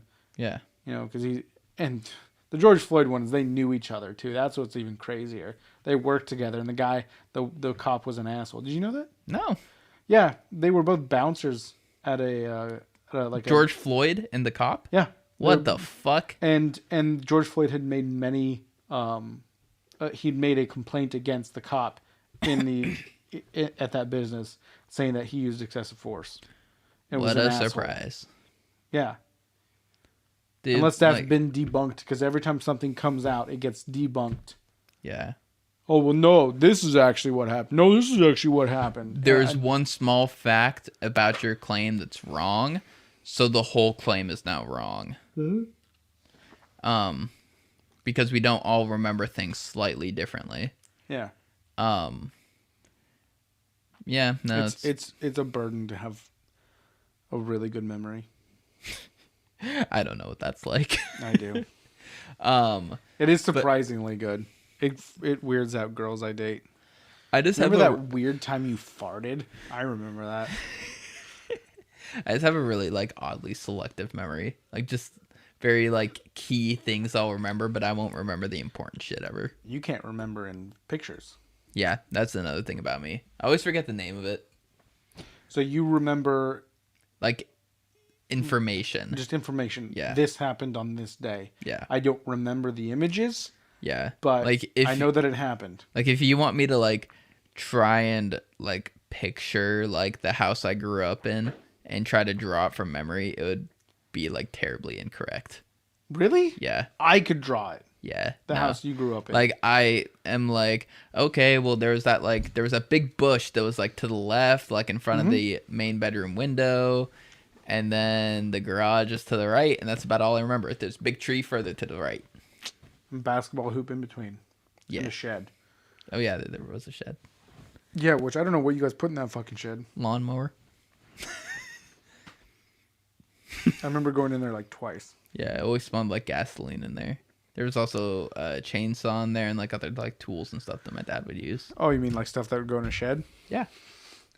Anyway, I feel like this podcast has gone on for a really long time. Has it? Yeah. I mean, it's longer than the Tesseract episode already. Who cares? Yeah. That was only an hour long. Yeah. But, yeah, I don't know. Do you have any other subjects you wanted to bring up? Any less serious subjects? Jesus Christ. Well, this is a surprisingly serious podcast. Let's go back to what we first talked about. Tomorrow's Valentine's Day. That's so adorable. Oh, I hate you. I love you too. I know why. How's dating going Valentine's for you? Day. Neither of us have been dating. What the fuck are you I know, talking but about? what are your thoughts? How are you feeling about it? I need an update on Taryn. I'm doing good. I've been trying to eat healthy, working out, and it's nice to just purely be focusing on myself. It's nice to be narcissistic right now. No, got a good new workout routine going. Feels good doing it. So, styling on that. Able to keep up on the healthy food eating. The last few days while I've been sick, I've been kind of off the rails because I've just been trying to put enough calories in me even though I'm not hungry. So a lot of that has to be really fat heavy calories and sugar heavy calories because it's easier to eat those obviously because I'm not hungry at all lately. So I had a bunch of ice cream because I was just not hungry at all, and I was only at 1,000 calories for the day, and it was I need to be eating more than that. So yeah, that's what I've been doing. Good. So even when I'm sick and I'm fucking dying, I'm still worried about my fucking macros. And I put a big scoop of 2 scoops of protein into some water and chugged that down because I needed the protein for the day. Do you want to give a shout out to your boyfriend? See if he'll... Will Tennyson, big fan of your videos. I'm one of your 620 subscribers. He's that much of a fan. Because Yeah. he told me about that whole fucking story. I know so much about your videos, only haven't even seen 15 seconds of one video. You a big fan of Ollie, the dog? I was. Yeah, until What did he do? he died. He did. He looked like an Ewok. Dude, those are the cutest dogs. What? Ewoks are from Star Wars. From the moon of Endor. Yeah, the dogs that look like Ewoks are the cutest types of dogs. I thought you were saying Ewoks were a kind of dog. Yeah, those teddy bears that ran around on 2 legs. You know what? Go listen to Saint Cloud by... I can't even say that. Waxahachie? Yeah. I'm rewriting all of those. I said that last week, though.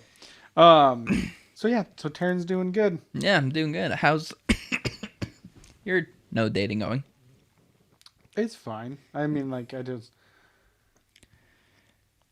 been so shitty, and I've been focusing on so many other things I haven't even noticed.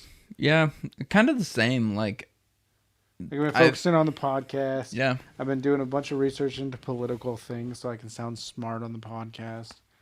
I mean, like, mostly I've just been trying to have fun. Like, not even I'm having fun. I didn't know I could enjoy being a nerd so fucking much. I wish I really, like, did something in school, did this sort of stuff in school. And I was like a nerd, but I just found it so easy. Yeah. I figured out the game of school. Yeah. No, I get that. Because it's so fucking easy, and then I just didn't want to do it anymore. It hit me so hard when I got to college and I realized I had no study ethic. Exactly. Like, it was like, because I was able to coast through like the 100 and 200 level classes of college, the freshman, sophomore classes. I got hit with junior level classes, and like my world was fucking rocked. Because the problem with Common Core is that it's an informal way of having a national standard. Yeah. So everyone is going to teach it differently, and the answers to the questions are always in the questions. I found out. Yeah. The answer to the question is in the question, and it's once you figure out how to play that game, it was never about learning. It was never about learning. It was about getting the answers right. It was about getting the answers right, getting the test scores where they need to be, and you would move on up. The teachers would get their pay bump. The school would get the budget that they needed, and that is the fucking problem. So to bring it back to being underpaid in this lovely world, one of my favorite statistics that people keep bringing up is like, oh, so you're saying a janitor should make as much as a teacher? No, I'm saying a janitor should be making what a teacher is now. I'm saying a teacher should be making more. But that's a completely different topic. I'm sick of, like, whenever they bring up the whataboutisms. Like, it's just like, oh, so you also think that? It's like, no. Yeah. I think being a teacher should be much more, like, highly revered, like an $80,000 to $100,000 a year job. Like a college professor. Yeah. College. Whew, now that's a fun topic. Where does all that fucking money go? It goes to the football program. Mostly, yeah. But no, any reputable state university, it goes to the football program, but their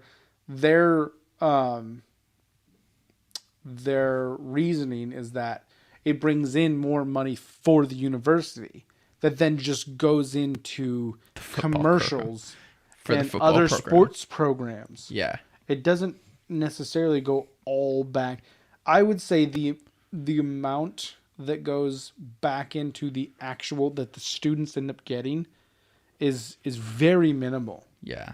Like I'm a huge University of Oregon fan, like sports wise, but they have a new baseball park that I think was made like within the last 5 or 7 years or something like that. Yeah. They're adding a giant jumbo screen to Autzen Stadium for the football team. They have a new soccer stadium. They have state-of-the-art workout facilities for all the athletes. And you're paying $50,000 a year there to go to school, while 10% of the students for that school participate in the sports program, yet they get probably 60 to 70% of the money. Yeah. So and they get to use 60% of the money for facilities, those student athletes aren't paid. That's another problem. So back when I was going to Southern Oregon University, which is a smaller school, they have a football team. It's not a big football team, but they have a football team. Yeah, they have a full sports, women's and men's. My average individual class for the term costs about $1,000. Jesus. Yeah. And you're taking 4 or 5 classes? Okay, no, probably about $800 then. Yeah. I was paying about $3,000 to $4,000 a term, depending on how heavy the term was. A term. Holy shit. So let's say $800 to the class. Some of them were lecture hall classes that would have 50 to 100 people in it. But let's even lowball it and call it 50. So that teacher probably teaches 4 to 5 classes a week. Yeah, 4 to 5 classes a week, not a day. Yeah. Like a high school teacher. Or middle school teacher. So 50 people all paying $800. $40,000? Yeah, $40,000. And that's across then 5 classes doing that, $200,000. That teacher didn't get $200,000 for that term. That teacher probably got $30,000 to $40,000 for that term. Where that other $170,000 go for that term? Because it didn't I don't fucking know. It didn't go to supplies because you have to provide all your own supplies. Yeah, you have to provide your own supplies. You have to provide your own laptop, your pens, your paper, your books. The books is the big one. $300 a book. Yeah, and then like, what are they paying for? Like rental space for the classroom? No, they're a tenured teacher. Like they get assigned that classroom. They don't have to like rent space or something. Keeping the lights on, that's not that expensive when you have literally hundreds of different classes, like hundreds of teachers doing this exact same thing. That $170,000 for the term, like I don't understand where the fuck it's going. Like no one can explain to me. What faculty? Like what are they actually doing that pushes the school further along? It goes to the janitors. It goes to the dorm rooms. Oh, you mean the dorm rooms you pay 200% more than you should be? Dude, a dorm room costs more than rent for me. Yeah. And you room with 3 other people. Yeah, the dorm was, I think, $1,500 just like for one student to literally share a oversized bedroom with 2 other people. And no microwave, no oven. For the fuck? For your freshman and junior year, in most colleges, you are required to stay in a dorm. Yeah. Luckily, I was... You had already done your first 2 years. Yeah. Luckily, I was a junior, so I got to stay off campus. Yeah. They even pushed against it because I was new to the school. Yeah. It's ridiculous that education can do that. And that's a state-funded university. Yeah. It's a state-funded university. They're taking taxpayer money. You will technically always be paying that college. Yep. Because they can go to hell. Your state tax dollars are going right back to you. Dude, I still get emails from them asking me for more money. Because you're alumni. Yeah. Fuck you. Yeah. It's fucking ridiculous. That is another problem. We're getting into a lot of fucking problems. Yeah. You know, are we going to solve today's problems? When's this podcast going to be fun? It's just depressing. It's just doom and gloom with Trevor and Taryn. I know. Everything we've talked about has just been shitty. Fuck Valentine's Day. Russell Wilson is going to leave the Seahawks and make me really sad. Is there any fun news? Hold on. We can't hold a politician accountable. Yeah, we can't hold the fucking president of the United States accountable for jack shit. There's no positive news. There's a picture of a cute dog. Can we talk about how shitty Joe Rogan's podcast is? Oh, dude. You want to go there and attack that? No. Attack his legion. We've already talked shit about his podcast before here. I know, but it's funny coming from me because of how much I used to love it. Yeah. I used to be that guy. I never thought that I would be this guy, though. The guy shitting on the Joe Rogan podcast? Yeah. Yeah. Why not? Did you think like... He was the end-all be-all? Yeah. In a way, yeah. I love how if you follow all the fitness advice he agrees with on his podcast, you would literally just be doing nothing. Like, there's no correct rep range. There's no correct, like, layout of fitness. There's nothing that is, in his world, the correct answer to fitness. Because he just brings on hundreds of different people who say completely polarizing things. Like, you would never be eating anything. You would never be working out because there's just too many things you're not supposed to do. According to everyone, he just brings on, yeah, I know, right? And that's the detriment to how many podcasts he has. You know, for how drunk I am, I sound pretty coherent. Other than when I try to say detriment. Detriment. What was I saying? It's detrimental to his podcast that he brings on such a wide variety of people. Not wide variety, so many. Yeah. It's like 3 or 4 a week. But I feel like that's his downfall as a podcaster. He doesn't challenge anyone he brings on. He's just such a yes man through the whole podcast because he knows that sells more. Yeah, I know he's a big tough guy, and then all of a sudden someone comes on there and he's such a fucking yes man. Like, oh yeah. Like, he brought on 2 people to discuss pot, and all of a sudden he's anti-pot. Yeah. Because he has an anti-pot guy on there. Yeah. He was more anti-pot than pro-pot. Than pro-marijuana. Like, it's like, you do realize you built your whole brand on that, right? Yeah. Like his stand-up is all just... pro-pot. I'm a stoned guy, dude. Like, yeah. Like, his whole bit, like, we just need to, like, fucking crop dust the Middle East with pot, man, and they'll all mellow out. Like, if you don't smoke pot, you're the people who should be smoking pot. It's like, in a way, yeah. Nah, I think you're a bit more high strung than me, Joey boy. But yeah, no, it's funny that I'm so anti that, because I used to. That's just all I would listen to. I listened to that more than I did music at one point in my life, and I liked it because I would get those differentiating opinions on things, and you know, cool people would come on there and talk, like Elon Musk, and he's been on there 3 times now because he was just on there in the last week, and I've only listened to the first one because I don't care. Yeah, especially because Elon Musk tries so hard to be like a with the times in touch person, but he's not. He really is the most out of touch person in the world.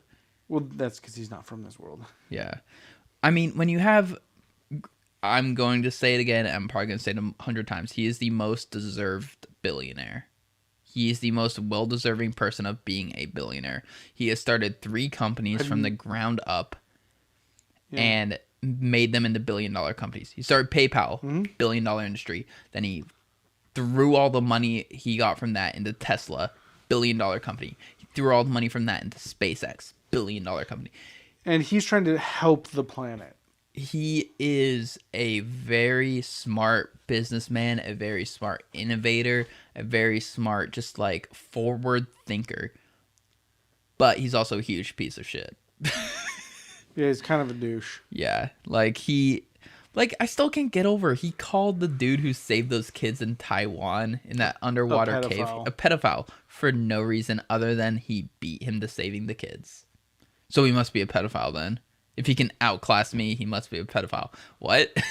Like, where did that come from? Yeah, I don't know where the fuck that came from. That was so fucking weird. And then, like, him saying on the Joe Rogan podcast that the shutdowns need to end because the pandemic's not bad and we all have to get back to work. Otherwise, the economy will fall apart. No, your stock options will fall apart. So, Elon. I haven't heard what he said about that. I've only seen like headlines and stuff like that, and that's like that whole Russell Wilson thing we were talking about, where you see these headlines and stuff, and then when you actually listen to what Russell Wilson says, Russell Wilson doesn't want to go anywhere. When you listen to what he says, he's just like, I want an offensive line that's going to protect me. You know, that's all I want. I want an offensive coordinator who's gonna help me and make me good. I want to win an MVP. Yeah. You know, I've been close so many fucking times. Yeah. And not once did he say he wants to leave Seattle. Yeah. And so that's where I kind of like what's being construed. But yeah, I do know he was against the lockdowns because he ended up moving his fucking thing to Austin. Yeah. But yeah. But that could also be to be closer to Houston, seeing as how he is launching a fucking bunch of Did you see the one that blew up recently? Yeah. Yeah, that was funny. Did you see all the ones that landed? Yeah. That's even better. Yeah. Yeah, I know. Like, I expect a rocket to come back to Earth and blow up, but to land, that is so still much funny cooler. because, like, I watched it and I was like, this one's going to die. This one's good. It's coming in way too hot. It's coming in way too hot. And then, bam. And I was like, yes.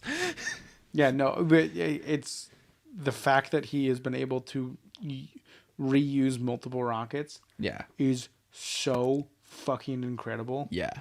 No, like what he's doing in terms of technology and technological innovation, good for him. I'm very happy for everything he's doing. But he's a total douchebag. Yeah. Just the way he acts, even. He's an awkward nerd who forced himself into the limelight. At least he's not Mark Zuckerberg. Oh yeah, fuck Mark Zuckerberg. That fucking weirdo. Yeah. I'm surprised his eyes don't blink from side to side. That fucking weirdo, man. I tape over my camera because of fucking Mark Zuckerberg. I mean, this is the only camera I have other than like my phone one. If I ever saw someone with their phone camera taped over, I would just be like, all right, let me guess. What did George Soros do that wronged the world? That's a good point. George Soros, the Holocaust survivor? Yeah. George Soros, the man who owns everyone's lives. Yeah. The Jew controlling the world. Yeah. They went from the bottom of the totem pole all the way to the top magically with their evil Jew magic. They're space lasers. Oh yeah, space lasers. The space lasers. That helped fake the school shootings. Why has the GOP, the grand old party, that's what GOP means, why has that become the party of conspiracy theories? Because I think it's just, I think it's know. Because they use social media the best. They've given into it. Yeah. I don't know. I feel like because, let's face it, it's mostly older people that are voting GOP. That's kind of how it's always been throughout like recent history. That old saying that if you weren't a Democrat as a young person, you didn't have a heart, and if you weren't a Republican as an older person, you didn't have a brain. But like, let's face it, old people are not smarter than young people. I'm sick of that narrative. There's a point where you get to an age where everyone is going to be equal intellect. Wisdom, that's different because that depends on the life you lead. Yeah. I'm going to say once you hit 45 to 50 is where like you're done learning things. Like you are just going to keep holding on to your knowledge and keep viewing the world the same. That's a good way of putting it. Like I'm not saying at 26 I'm the smartest. Or that you know anything or everything. I'm saying that I probably know a lot more than someone in their 70s. About how the world operates today, yes. Even 60s, probably. Well, yeah. Potentially. About how the world operates today. You know how Bitcoin works. Yeah. Do you know how many times I had to explain to people what Bitcoin and Dogecoin are? Even more so, trying to explain that it's at the root of it, it's a currency. Yeah. Like, they don't even understand that. So what? It's like a stock? No, it's a currency. But it goes up and down. Like a currency. Like the dollar's value changes every day, but for some reason you're okay with that, but you're not okay with this other currency changing day to day. Well, yeah, because all my money might disappear. Like the dollar could collapse. Like that is an actual real world thing that could happen. The Ponzi scheme, which is the dollar, could come to a fucking close. I've been listening to a lot of Bill Burr lately. Apparently. Yeah. But like just like the amount of things, like the basic level of computer and technological shit that you have to explain to people that are older, like they just don't care to learn more. I was talking about Dogecoin and all the old people at work are like, oh yeah, I was looking at the stocks the other day. You know what you really need to invest in is oil. Silver. Gotta buy silver. And I was like, hey, actually no, that was debunked. Like Reddit wasn't getting into that. That's not a real thing. Oh, I have an ounce of silver. Cool, you have $30. Yeah. Good for you. So precious metals is always a funny one for me because I love the people who are like, oh, this and this is happening. Gotta hoard silver and gold. Gotta hoard silver and gold. And it's like, why? So that if the dollar does collapse and the country basically turns into Mad Max, like, what are you going to do with your gold? Well, it has value. It doesn't. It doesn't have value. Do you know what has value? Water. The guy pointing the gun at your head. Yeah, that too. Like, your gold is, you're not going to be able to be like, here, take this gold and let me live. He's just going to be like, but you have food. Yeah, but I could give you this gold for my life. Or I could shoot you and take your food and your gold. Like, what the fuck? Like, it doesn't have an actual value. The only value that it has is that we call it a precious metal. So what you're saying is you need to get a gun. Yes, we need to invest in guns. But no, I'm sick of that. Like, precious metals have value. They don't. Just as much as the dollar. We add value to it. Yeah, just as much as the dollar or Bitcoin or Dogecoin. The market decides the value. Just because it is a thing doesn't mean it has value. Someone has to agree that it has value. So the fact that you think gold or silver is the correct thing to buy is a personal decision. It doesn't mean it's correct. Because if everyone else in the country randomly decides silver doesn't have value, your silver doesn't have value. Well, but it's worth $30. No, it's not. Everyone decided it wasn't anymore. Yeah, that's Yeah. the stock market. Yeah. But like, I have that people come and bring their shit into me all the time. Like, oh, what do you think this is worth? I'm thinking about selling it. You know, some sort of shitty ATV or motorcycle. And you're just like, dude, I don't know. You know what it's worth? Whatever somebody's willing to pay for it. Yeah. Like, I'd pay $400 for it. I don't know. Yeah. The guy down the road might pay $800 for it. You might get that fucking idiot that'll pay $3,000 for it. List it on Craigslist for more than you want for it, and then put or best offer, and then accept some best offers. Yeah. It's worth whatever somebody's willing to pay for it. Yeah. And that is what people are willing to pay for it. And yeah, you're right. In a post-apocalyptic scenario, I'm not buying silver. I'm not using silver or gold to trade with someone. Yeah. I'm either using force or goods. Yeah. Corn, water, food, something, gasoline. Yeah. Bullets. Like, bullets. Be like, hey, I'll give you 20 bullets for that food. Okay. Now I can go hunting. I think I'm an adept enough hunter to use these 20 bullets to gain more food than I'm going to give you. Yeah. That's pretty much like how trading works. It's like fucking Monopoly, all right? You know, you're trying to get that Monopoly, but you got to give away one of your big fucking blue properties. You got to give away Park Place so that you could get the pink Monopoly going. The pink Monopoly is the best fucking one on the board, by the way. But not if I have gold. Trevor. Fuck your gold. No, dude. Do you think somebody's ever made a gold fleshlight? And we're bringing the podcast back to his roots. Yeah, I'm very excited to see what all these crazy people who have their backyard bunkers are going to do with all their gold. Yeah, that's fair. Yeah, no, I know people in my personal life who own a decent amount of silver and gold. They're like, I know what I'm doing when the apocalypse comes. Coming to kill you. And take their gold. Yeah. There's gold in them there hills. Isn't it like Velveeta cheese or something? I don't fucking know. Yeah. Velveeta cheese is disgusting. Yeah, I think we can all agree on that. Yeah. I think this podcast has come to a close. I think we got a long ways to go. Oh dear. We've only dipped our toes in the conspiracy theories. Yeah. Bigfoot. Real. JFK didn't kill himself. GIF pronounced HIF. And the podcast is over. It's pronounced YIF. Isn't that a style of porn? It's furry porn, yeah. You seem well knowledged in the subject.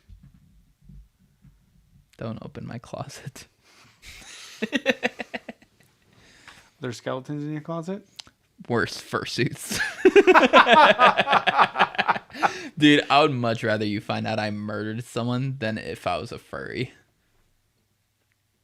That's fair. I mean, that's fair. All right, the court's decided you either have to plead guilty to being a furry or murder. I'm going murder. 25 to life. That one video, the guy who's what is it? It's from a TV show where they're like, we have the defendant's search history to prove his innocence. He's like, I'd rather you not. I can't. What was that from? I think it was like 30 Rock or something. It was like one of those like early 2000s.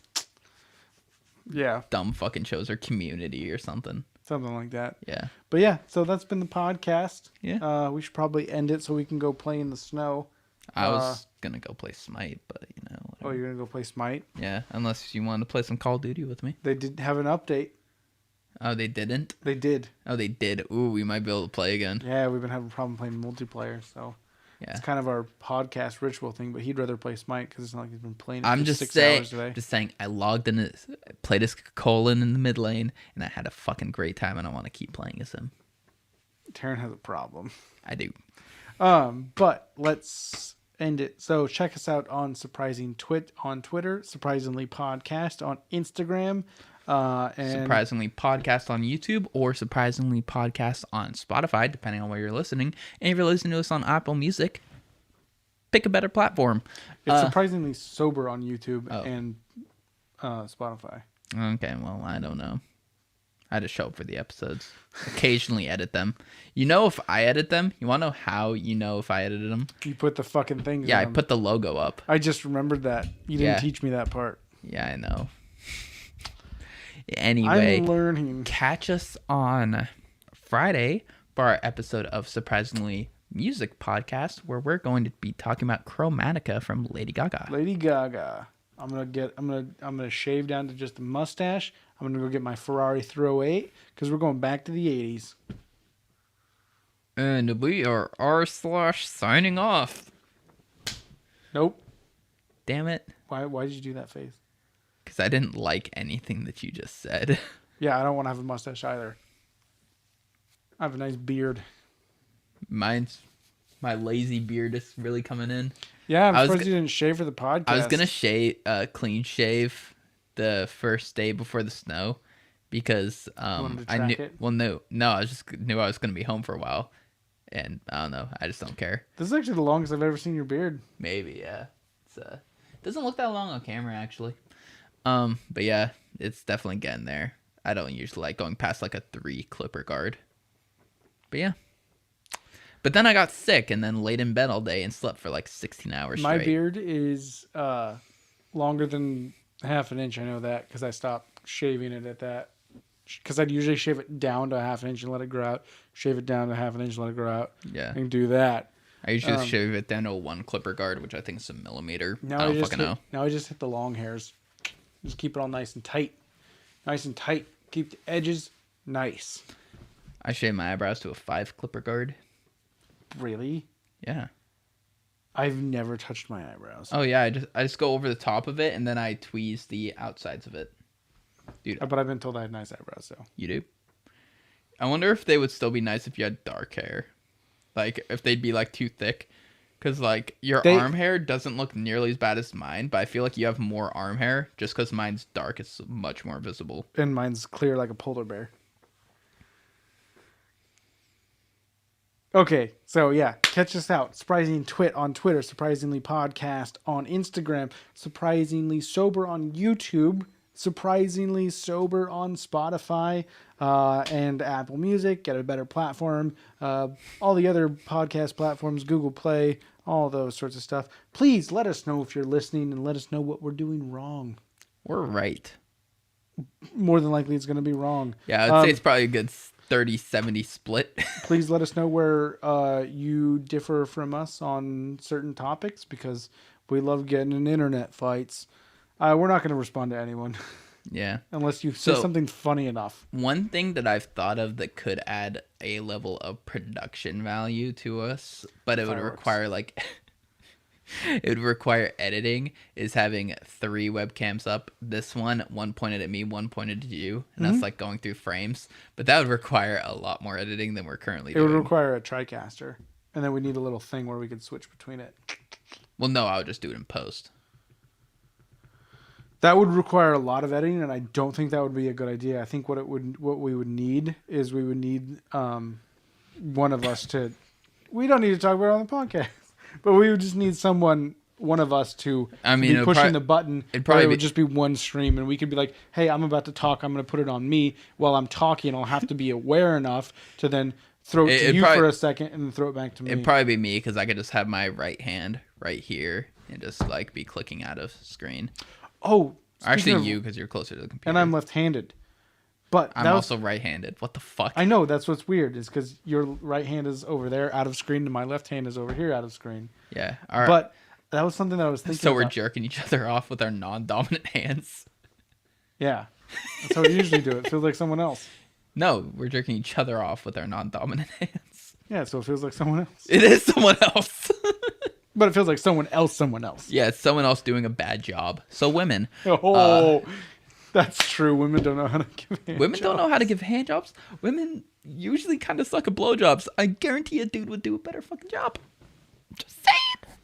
Yeah, that's a good thing to say. Is like, I gotta say. okay, M and Bree fucking had dingers of blowjobs. They did a good job. I'm proud of them. Everyone else that's ever slept with me, let me tell you something about your fucking blowjobs. what I was gonna say is that I was gonna start shaking people's hands with my left hand, like going out and reaching out with my left hand, because that's how I want to do it. But everyone does it right-handed. do it. So if I go with my left hand, it's gonna make them flip, and then I think it would pretty much like within, like as soon as you do that, it's gonna make the thing like informal, and make everyone a little more comfortable. So like you go into a job interview, you go up with your left hand, they'll be like, oh, okay, and they'll shake your left hand, and it just kind of makes it breaks that formal tension. See, no, I might start doing that just out of the pure Chad energy of forcing someone to switch their hand. That's true too. Like, it's like that shitty thing that like Donald Trump was doing. Where you Like, pull them in. yeah, like, you know, just like, oh, nice to meet you. You're over here now. I'm the big man. Like, just like, you know, like you go for the handshake and then now like you have to like, oh, my apology. Yes, thank you. Yeah. And then they'll be confused because they'll probably see me like sit down, start writing with my right hand, and they're just like. And what's even funnier is there's been scientific studies that say that left-handed dominance is actually a favorable trait. No, it's not. Yes, it is, because you want to like, know why? Because I loved Emily and she is left-handed, and so is Valerie. and she's And they all left me. they left you because they're left-handed. So they made the right call. All right, we are r/signing off.